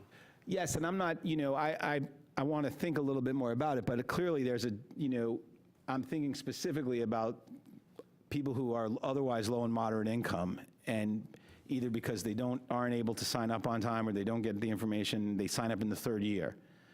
They're on the hook for 50%. So I'd want to make sure that they have access to this loan, but also if they're low and moderate income, even a no-interest loan can be a burden. And so if there isn't some way to say, as long as, you know, if you stay in the house for 5 years or, you know, whatever it is, there's a forgiveness of the loan. a deferral of the payment, something like that. And I know there's restrictions on what can be done for people who aren't low and moderate income, but so I'm just further incentivizing folks who are low and moderate income. And by the way, what is that criteria? What is that numerically? What does that mean for, what's the cutoff for low and moderate income for Orange County? Do we know? I would defer to Cheryl and, using, 2018 data and the size of the household. I don't have that in front of me, but the criteria will be evaluated by the housing department. Right, but it's like the federal it's like the same, it's like 80% of area median income is low to moderate, and then that's sort of the cutoff, is that right? Yes, sir, it depends on the... Cheryl, could you come up to the mic? Sorry. No, it's okay. Good evening, Chair Rich and Commissioners. It depends on the number of people.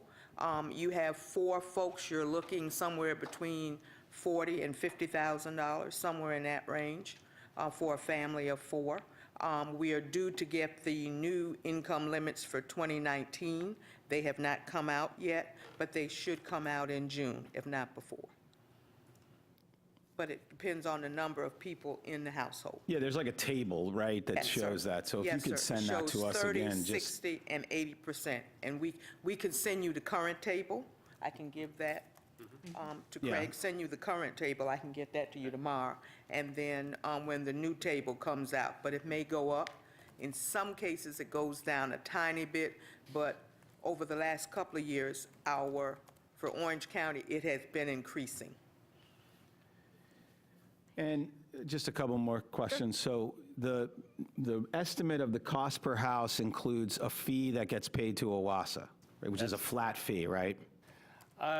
It is based on the house size, so they have made some changes to make it less money for the smaller house. It's not based on the income of the residents. No, it's not. And it's roughly what? It's like, it's the lowest amount is $3,500, $4,500? That's correct, about 3,000. So like a third of what you're estimating is just a fee getting paid to OWASA. That's correct. Well, I've talked about that in the past and how troubling that is, that, it's really counterintuitive and counterproductive that we're trying to work on affordable housing, and the agency that we helped create is so intransigent on these fees. And I wish there was something we could do about that. The other question maybe is for our lawyer. As far as residents who are not low and moderate income, we are legally prohibited from doing anything to accommodate them? No, not legally prohibited, but if you set up a program to benefit a small group of people in this area that do not qualify as low or moderate income, that program would also have to be available to every other similarly situated person in the county. It is possible to set that up, but again, it would be it would have to apply countywide to everybody that would qualify. It could not be limited to just the small number of people.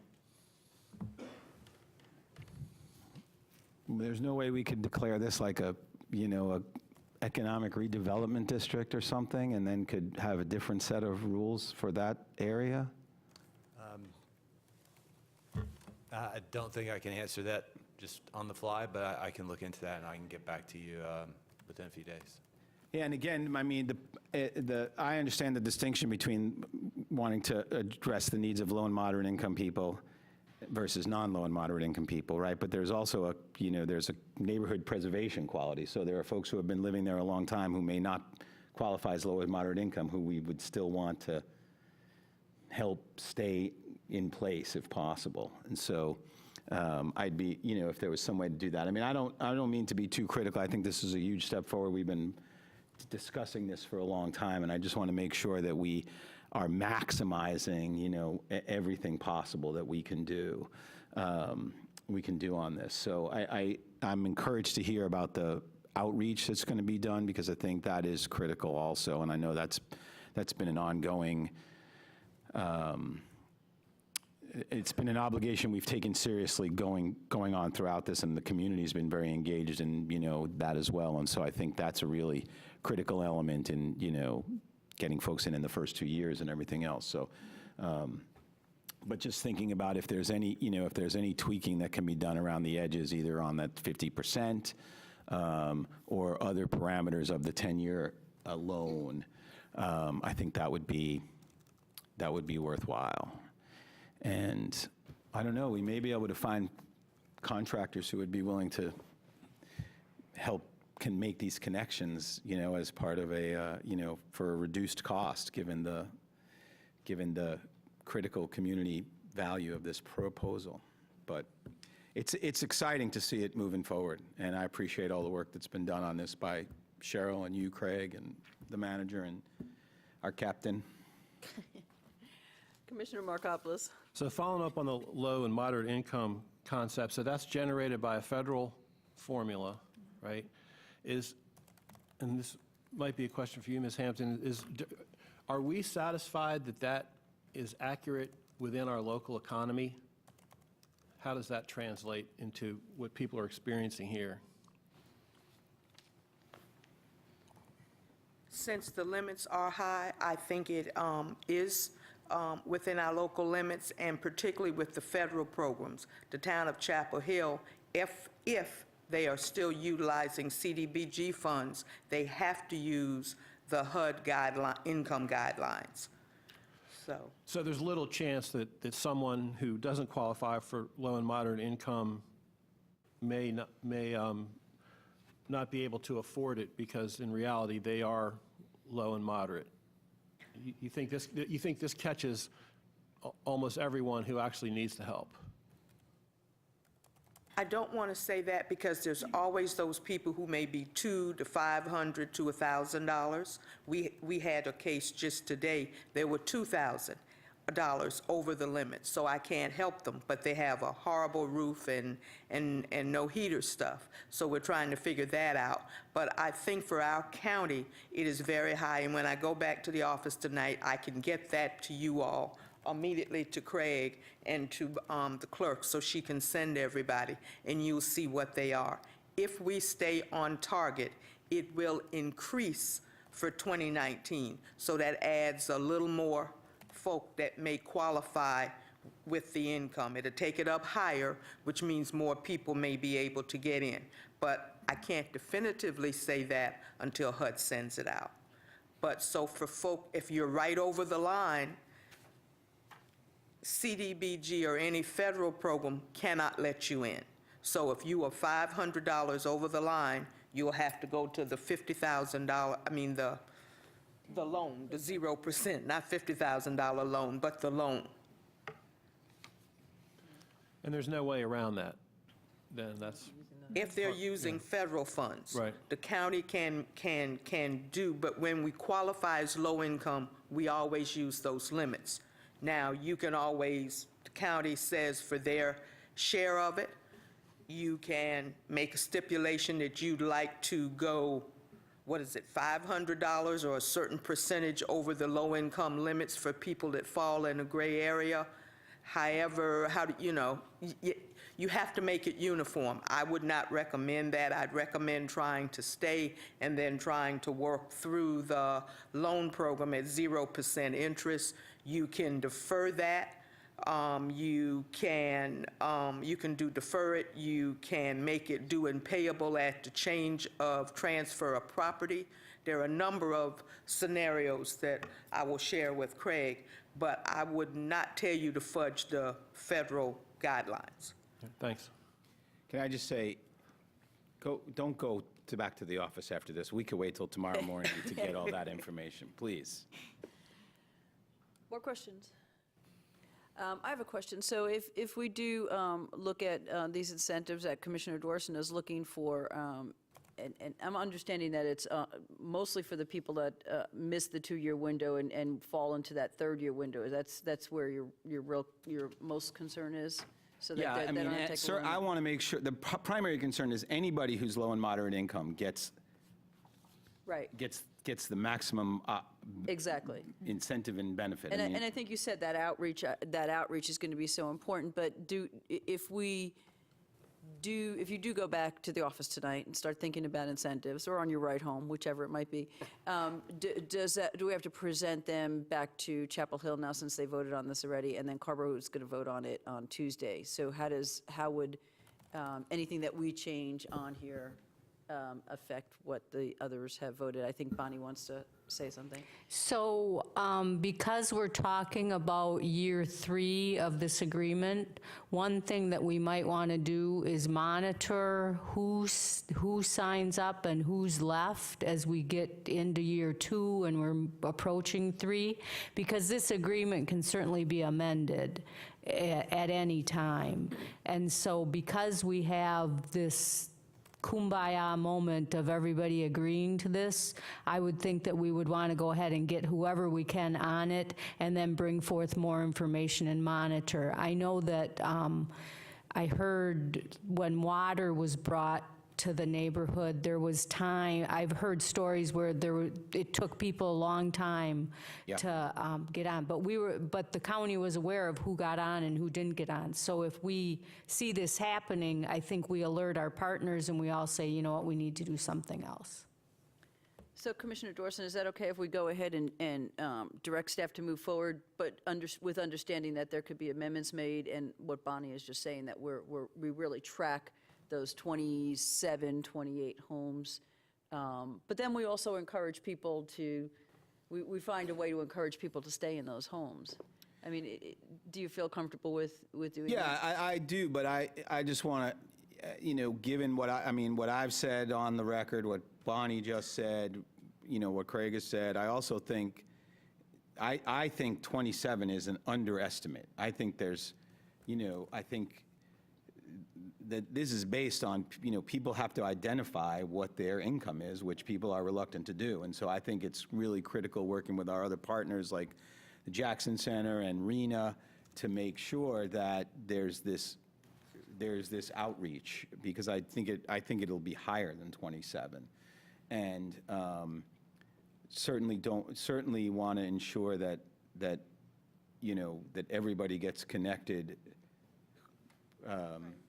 with no cost who's eligible to do that. I mean, that, that's something that this board has been strong about, something I personally have been pushing in all the Rogers Road meetings that I've been in, that, it doesn't. 7.5 years. Yeah, I mean, it does, the investment in the big infrastructure is not going to be as valuable if it ends up not connecting people. And so Right. I just, I want to make sure that we are, as fully engaged and understand that, if there are reasons why we think people may not be doing that, is that we address them. And so I think I think this covers that, though, right? We're agreeing to Get the continue to. program started. I'm sorry? To get the program started. And But we're also agreeing to, if we find people that what Commissioner Dorson is saying, that are underestimating or didn't want to talk about, what Cheryl was talking about as far as, if they fall into that range of low to moderate income, what you said in the beginning is we will find money to hook them up. So that if it's more than the 27, which is a concern of Commissioner Dorson's, then I think this Yeah. covers that, right? Yeah, I said we'll have to come back with a budget amendment. We have a certain amount allocated in the CIP. If, we get a great outpouring of connections early on and we reach the 27, we'll just have to come back with we'll be reconciling all of the monies that have been spent for the sewer system by the end of the month. And, maybe there's a little more left over that can go into this pot. We'll take a look at it. I just one other question, Chairperson. What about like the Rogers Road Community Center, which is I guess it's owned by the county. There's a church, there's a big church in the neighborhood. How will those be accounted for in getting connected? Well, the community center's connected already, so that was part of an existing system over there. Okay.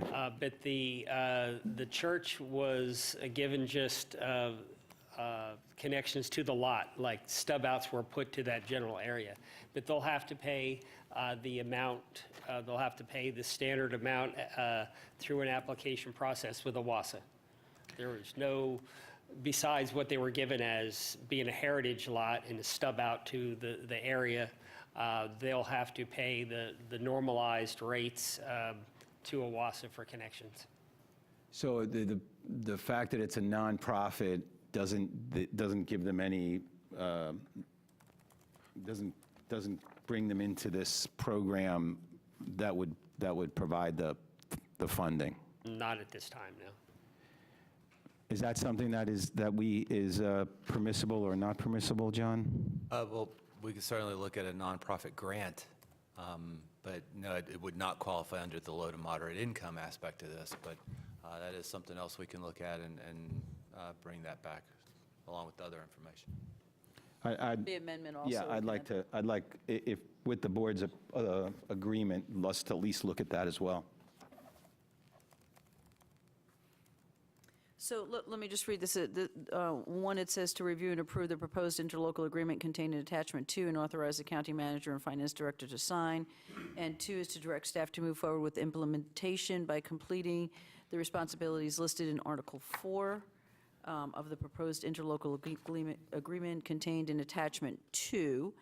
And so if we go ahead and do this and we have all, your concerns, amendments addressed, concerns and then amendments that could come back, I think we can cover that, and we can cover what you were asking as well. I think we pretty much have the answer on that, but we'll get more information. Is everyone feeling comfortable with that? Okay, so let's get a motion to do that, what I just read, and then we can move on to 6C. So could I have a motion? So moved. Commissioner Dorson and Mark Koplos, all in favor, say aye. Aye. Against? Okay, so that's going to move, and we're going to monitor this and have information come back to us as we go. Specifically, the additional lots that might be more than the 27. I think that's the most important thing to learn up front, and then we can talk about how, if you can report back to us on your outreach, I think that would be really good. Outreach, and I'll work with the manager's and attorney's office for the other topics that were brought up tonight. Awesome. Thank you so much, Chris. Okay, we are going to go to 6C, and Travis, you were originally on as our person of contact on this. If you would like to just come up and just give us a quick background of what originally was, what we did last time, and what we're going to talk about now, that would be great. Sure. So the NCACC was asked to provide recommendations to the Department of Health and Human Services about the composition of counties and regions where the new Medicaid tailored plans would be offered. And so we, in doing that, Commissioner Bedford requested that, or petitioned that we send a letter to the NCACC committee, which is attached to the abstract. That original deadline was in April. The only new information I have about that is the committee will meet again on May 13th, and their recommendations aren't due to DHHS until June. So it would seem that if the board approves the letter, that we can send the letter into the NCACC committee and probably copy the secretary or whoever applicable at the DHHS staff. Great, thank you. So as you all know, Commissioner Bedford was not here when we took this vote. There was some lively conversation, and we had some input from the Cardinal folks. But I'm going to turn it over to you, Commissioner Bedford, because I know you've been doing a lot of research on this, and you've been sharing some good information via email. So if you can just help us understand your reasoning for wanting to write this letter in the first place, and then move us to align with Durham and Wake. Certainly. And I apologize that I could not be here on April 16th. I flew out of state to be with my sister who was having open heart surgery the next day and just returned at 2 o'clock this afternoon. It's also important, while it's not an official conflict of interest, to make sure that everyone is aware that I do have an adult daughter with developmental disabilities who is, since we are Orange County residents, who is served by Cardinal Innovations, although she does reside in Harnett County at this time. And so I, like you all, received the email from Kevin Leonard explaining that counties have input into the regrouping for tailored plans, and tailored plans are for Part 2 of the Medicaid expansion. And so to clear up a little bit of one thing that was said by Commissioner Price, it will not be a decision made by the MCOs themselves grouping. It will be made, and I shared the letter from the Deputy Secretary, Dave Richard, that the State Department of DHHS will be making the final decisions. And he was requesting input from the NCACC and the counties. And it is true, though, that the LME MCOs will have representatives to that process as well. And so, as someone who's very familiar with the process, I find that it would be exactly what the letter says, just easier, more accessible for our residents in Orange County to access services in Orange County and be aligned with Wake and Durham than the 20 counties that are sort of, spread like that and go west down to Charlotte with a headquarters in Charlotte. And want to add that some of this, a little more context of some of the statements that might be confusing, or a little more context. For example, when the CEO of Cardinal said that they spent more money, about $9 million, I think it was, more money than was appropriated, that is actually something we would expect from most of the counties in the state, because the MCOs had been accumulating what we would call fund balance. In 2017, the General Assembly appropriations limited and decreased their funding for those who are uninsured or underinsured, and encouraging them by requiring maintenance of expenditures at the 2014-15 level, so that they want the MCOs to spend more than they're appropriated, so that they're spending down that fund balance and spending it on our services. So when I read the email that came from the CEO, I think later that Thursday or Saturday, but it was by that time I was like, oh, I need to check county email. And then I watched the video of our meeting. And so I wanted to clarify that that wasn't some extraordinary actions to benefit Orange County. It's being encouraged by the General Assembly. And in fact, on March 27th of this year, the NNO published an article reporting that our state auditor, Beth Wood, had again found that there are still hundreds of millions of dollars by these MCOs being held in excess of the 2% recommended fund balances. And then just today, I don't know if you all saw it, but Rick Bruton, who is here, was able to respond and provide us with the information, the actual numbers of the $4 million community outreach that Cardinal has done. And it's by county, and you can see those numbers. But another thing that was, I guess, expressed was that we are the biggest county in this 5, Caswell, Alamance, Person, Chatham, and Orange. And the rates are set by actuaries, and they're based on complex formula. I was looking up a 3-page document, and even as a math major and a CPA, it was very difficult to follow. But it's a capitation rate, it's prior spending, and there's other features.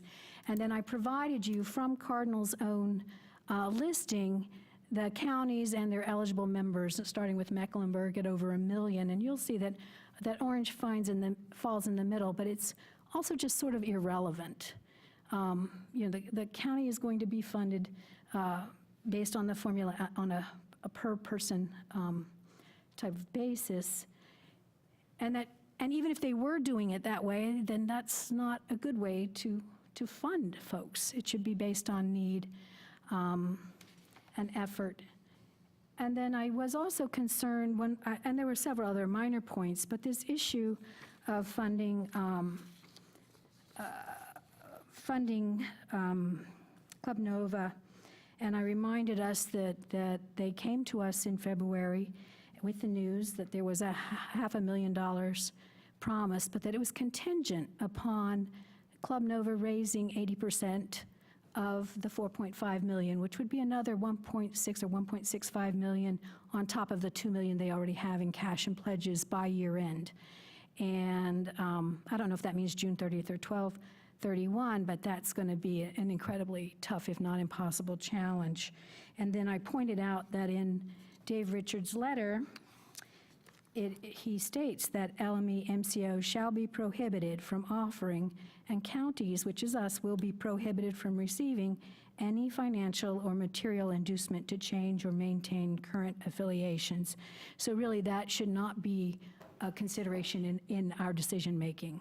We should be thinking about the next, this goes into effect in 2021, and then we are committed for 4 years. It doesn't mean, even if we send this letter, that it will necessarily be grouped with Wake or Durham, but it's an opportunity to provide that input.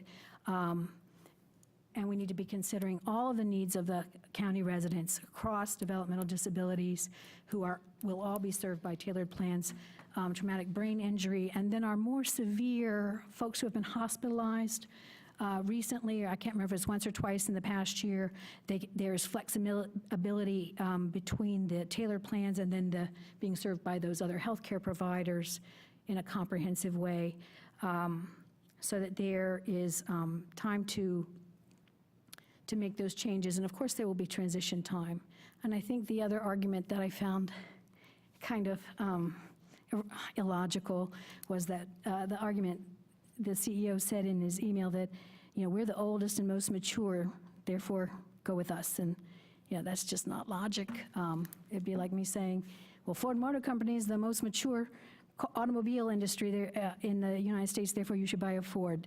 One initial true statement doesn't make the next statement true, and of course Cardinal is the only LME that has been taken over by the state back in November of 2017. So there will be pluses and minuses, but I think just as the letter says, being grouped for access and for transportation and in this region, and also recognizing that providers often and almost usually have more than one contract. UNC Hospitals has contracts with all of the MCOs. Our own Orange Enterprises here in Orange County serves folks from Alamance, serves folks from Durham, serves folks from Orange County. And actually with more, I double-checked, have more from Durham than they do from Orange County. And so that's flexible and appropriate, should not be an impediment to if the change is made. So I do think it's an opportunity to have better access for services for our residents. Questions? Commissioner Markopoulos. So just to clarify the process, so we are sending our recommendation to these commissioners, Beal and Graham of the NCACC, that's been asked by the State Department of Health and Human Services to formulate a proposed plan, and then they're going to make the final recommendation. They being the Department of Health department. and Human Services at the state level, right? So I just want to make sure I know what to say to interested citizens. We're not making this happen. We're expressing our will and hoping it makes it through the process. And do you have any sense of what the odds might be? Well, in the Part 1 Medicaid, we are grouped differently. So, but I have no idea. I have never spoken with the secretary. I mean, the department and I don't asked the know. NCACC to do this work. You would think that they would Right. value it, so. Right, I don't know. And I do believe we should copy the secretary as well, given the timelines. Questions? Commissioner Green? No, I was just going to say, as someone who did not support the move in the last vote, I've learned a lot in the interim from James Zeta, both in this meeting and in your previous emails and such, and I think I clearly didn't have enough information the last time we voted. So we do have 6 here, so we got to be careful with the tie again. Okay, I also wanted to say that Commissioner Bedford and I spoke on the phone, a number of times after the vote, and we also had some conversations about Club Nova with Club Nova representatives and our representatives, Insco and Meyer. So we've hashed out all those conversations. There's nothing that we didn't leave unturned, and I think that's pretty much correct, right? We talked in, we all have emails from Commissioner Bedford as well.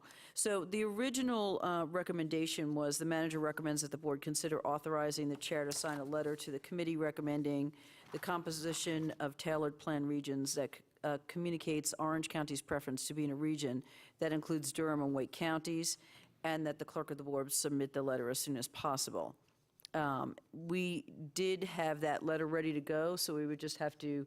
We just need, I'll take the letter again, it should be okay, the letter itself. And the motion, if I heard correctly, is to go to the NCACC committee, copy the Secretary of DHS, and also, if I remember correctly, Commissioner Dorson said also send it to all 100 counties. Was that correct? You said earlier this evening?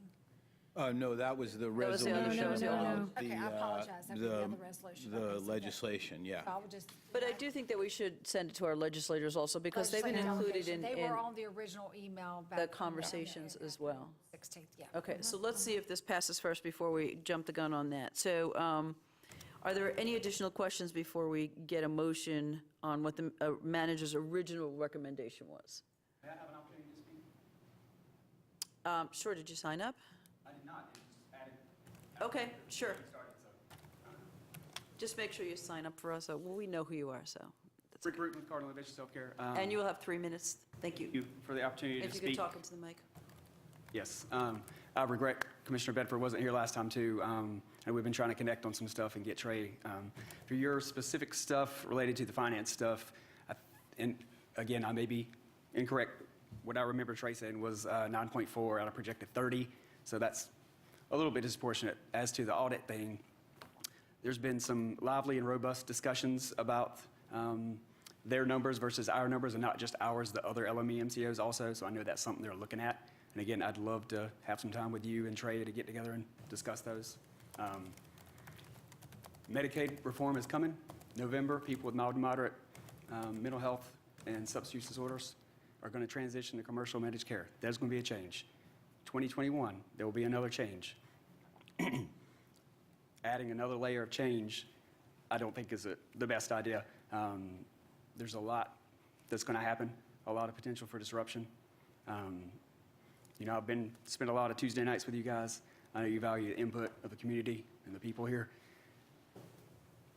Commissioner Green, Commissioner Green and I sat in this room for 2 days last week.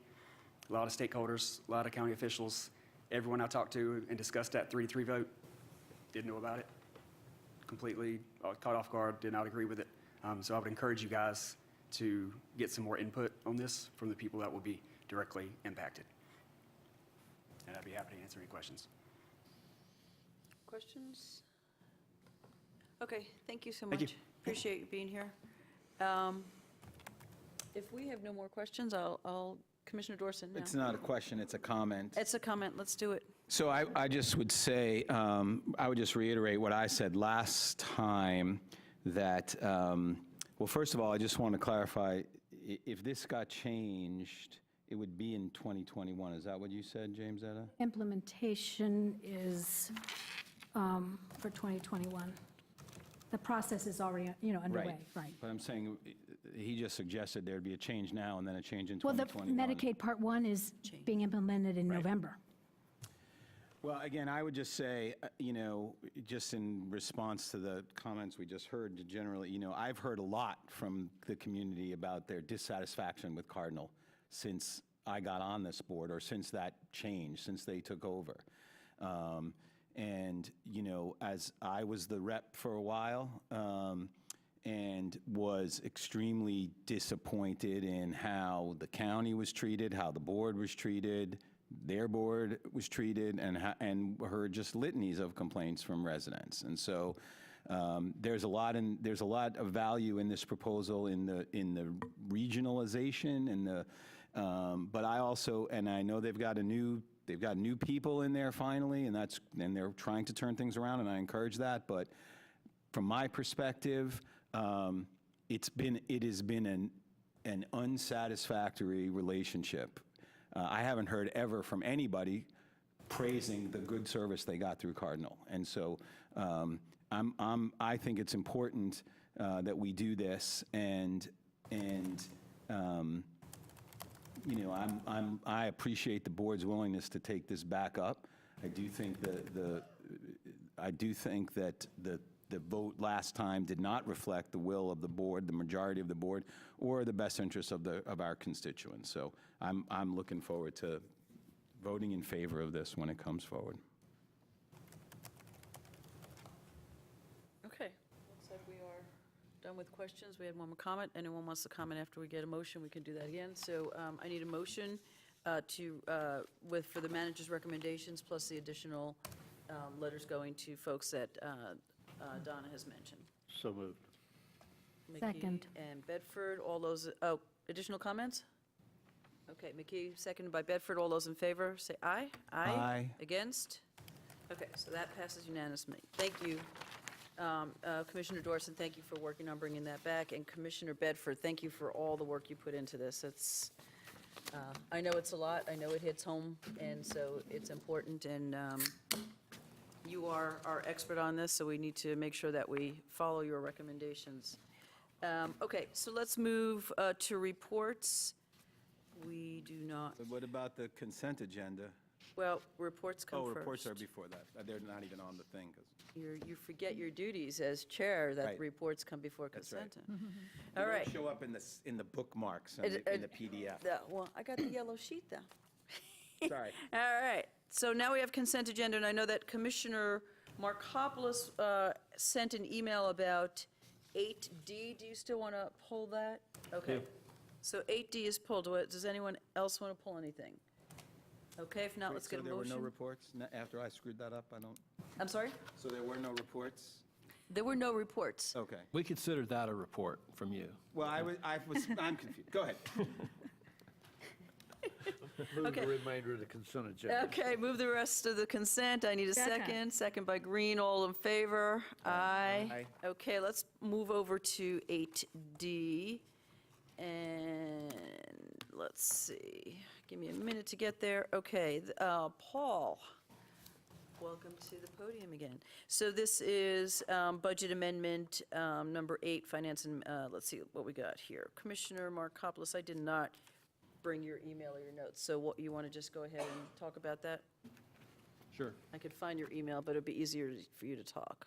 Yeah, that's a good decision. Let's do that. So my question was simply about the Article 46 sales tax proceeds. I was reading that, and I sort of had a presumption or assumption that it was just figured annually, and the money from the year was dispersed. And then I was trying to figure out how there's this residual accounting that went on. And so I would like to just know a bit about that process and better understand how that works. Yeah, sure. And, this was voted on by the voters in November of 2011. It went into effect April 1st of 2012. We do budget each year for a projected amount of revenue on the sales tax. As you know, on the CIP, we also include it as part of school funding. And we look at a percent of increase each year. We've based the CIP basically because it is a 5-year and a 10-year plan. We look at about a 4% growth in sales tax, and including Article 46. And just over the years, we've reconciled this one time. We reconciled it back in September of 2015, which would have been effective through sales tax collections of June 30th, 2015.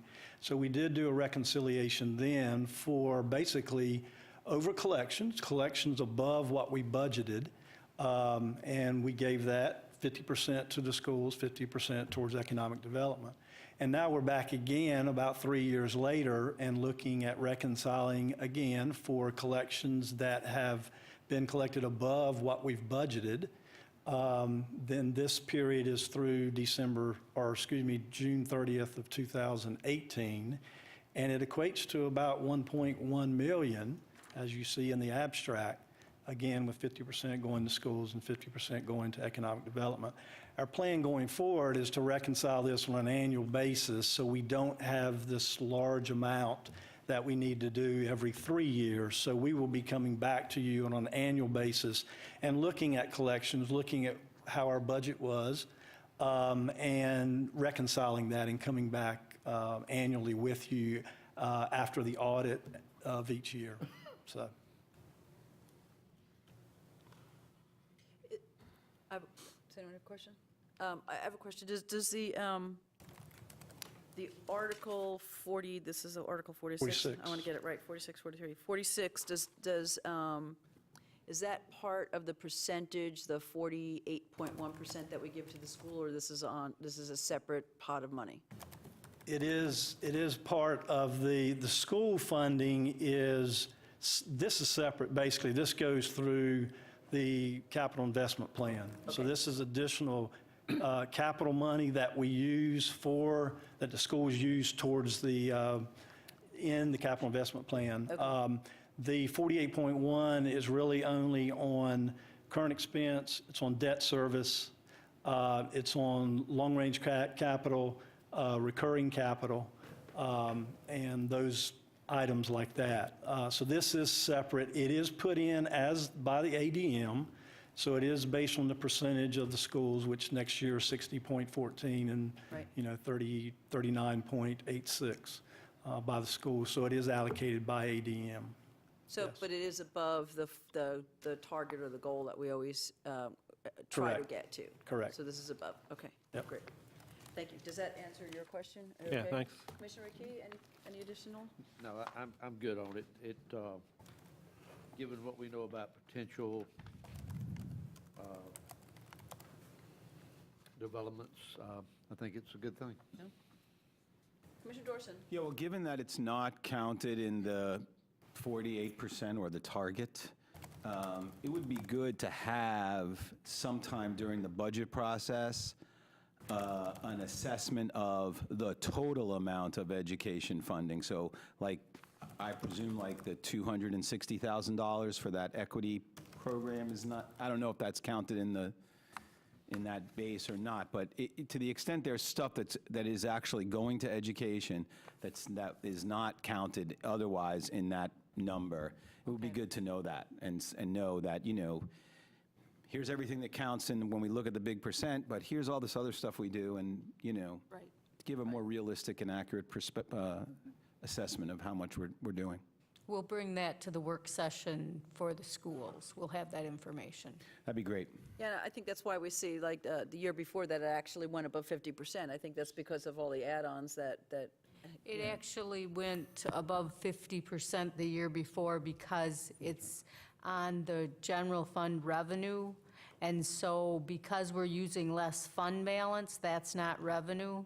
So there's more, we need more general fund revenue. So the more revenue, the more you have to spend to get to the percentage. So it's kind of, Okay. yeah. Yeah, That so makes that sense. 50% doesn't count That's right. these extra funds. Yeah, right, yeah. So, but I think that's a good point. We should know above the 48.1, we should Right. know where those percentages are. I think year in and year out, we've been consistently above 50 when you add up everything. When you had everything. I think that's right. We've had that discussion before, too, but it would be good for the general public to know that, because we always we say we have this target, but we're actually giving more to the schools than their target. So, okay, Commissioner Markopoulos, do you want to move 8D? Yes, I'll move adoption of 8D. Okay. Second. Second by Dorson, all in favor? Aye. Okay, thank you. So that takes us to the county manager's report. Nothing to report at this time. Thank you. Okay, thank you. County attorney? There's not many bills being filed anymore, but committees are hearing everything that has been filed. And one thing that is moving and seems to have a lot of support are some of the broadband bills. So I'll keep you apprised of what's passed, but those continue to move. Okay.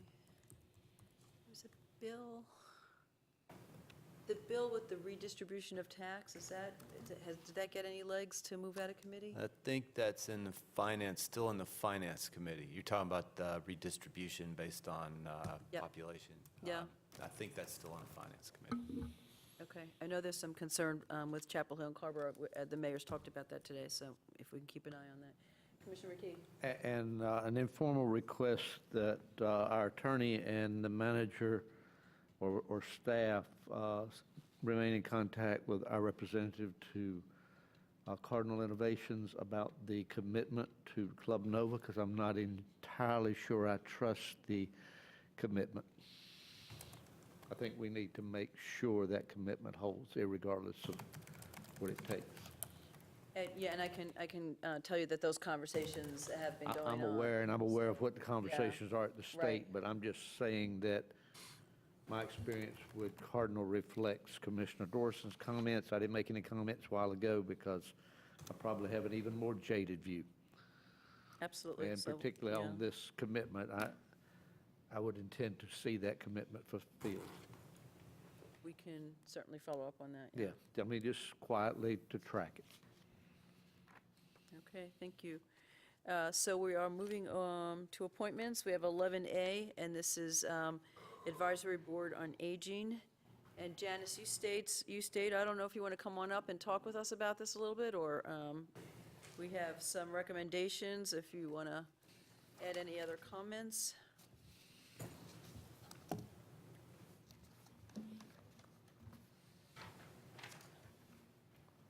We have two at-large appointments that are vacant, right? But we are making appointments 1, 4, 5, 6, and 11. Yes. So a new appointment would be Rachel Behrman, who's the Executive Director of Meals on Wheels. Dr. Richard White, he is our Senior Tar Heel Legislative Delegate. Jenny Womack is actually on faculty at UNC in occupational therapy. Zebika Talley is a reappointment.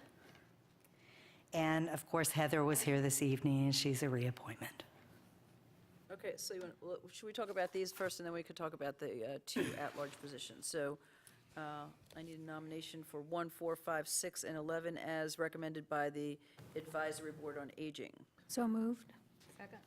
Okay, Bedford and Green. All those in favor? Aye. Okay, so now we have position 8 and 12. Do you want to talk to us a little bit about that? Because we have vacancies not so far away, right? Just in March? Yes, and the board is not ready to move forward on those. We have someone that we're looking at our next meeting, and then we'll be coming back to you. Okay, does the board want to wait for a recommendation, or? Yeah, sure. Commissioner Dorson, yeah? Yeah, I'm happy to wait for a recommendation. I would just urge the board to look at trying to recruit a more diverse candidate pool. This is a board that looks like it only has one person of color on it, and we just appointed 4 white people. So I really urge the board to try to do that. And that's one of the reasons that we're waiting. You guys had extended Keith Cook's appointment, and we're trying to find someone to replace him. And he is actually our alternate to the Senior Tar Heel Legislature. Yeah, and there's also a huge population from the Parkside folks that are, I think that would be a great place to try and find someone also. I don't know if you've reached out to that whole Chinese and Asian community there. We have been looking. We also have someone that has put in an application that lives very close to the center in the Homestead, at Courtyards, Jeff Charles. You may see him in your packet, and the board is looking at him. He is actually a person that had served on the Transportation Board and had a massive stroke. And he is very interested in coming to serve on the Aging Board, so you would be hearing possibly about an appointment for him, which I think would be very good to have someone representing that community that has a disability. No. Okay, folks, so we'll hold off on this, and you're going to try and work on it so we can get that filled in the next Yes. couple of... Hopefully before y'all go on break. On break, okay. Awesome. Thank you, and thank you for hanging with us. Thank you. Appreciate it. Okay, wait, Economic Development Advisory Board is 11B, and we have one position that there's a recommendation, and once that is filled, there'll be no vacancies, I see. Okay, Madam Chair, recommend, move Keith Coleman for position number 9. Second? first and second. Any other nominations on that? Are there any other people to be nominated on that? I don't think so. Okay. All those in favor of Keith Coleman, say aye. Aye. Aye. Against? Okay, and that passes. Which leads us to our information items. They're all in the back. I'm sure you all read them. We do not have a closed session, so I need a motion to adjourn. So moved. All right, Dorson and McKee. All those in favor? Aye. You have to stay. Okay, we're good. Thank you all. Thank you. Yeah. Oh, my goodness. We'll need it. I'm sure you'll get. It's about over too, but maybe next week. I've never been to the community. I would love to go and see them. I actually My was gonna schedule's go all see over the them. map. You know, actually, let me look next week.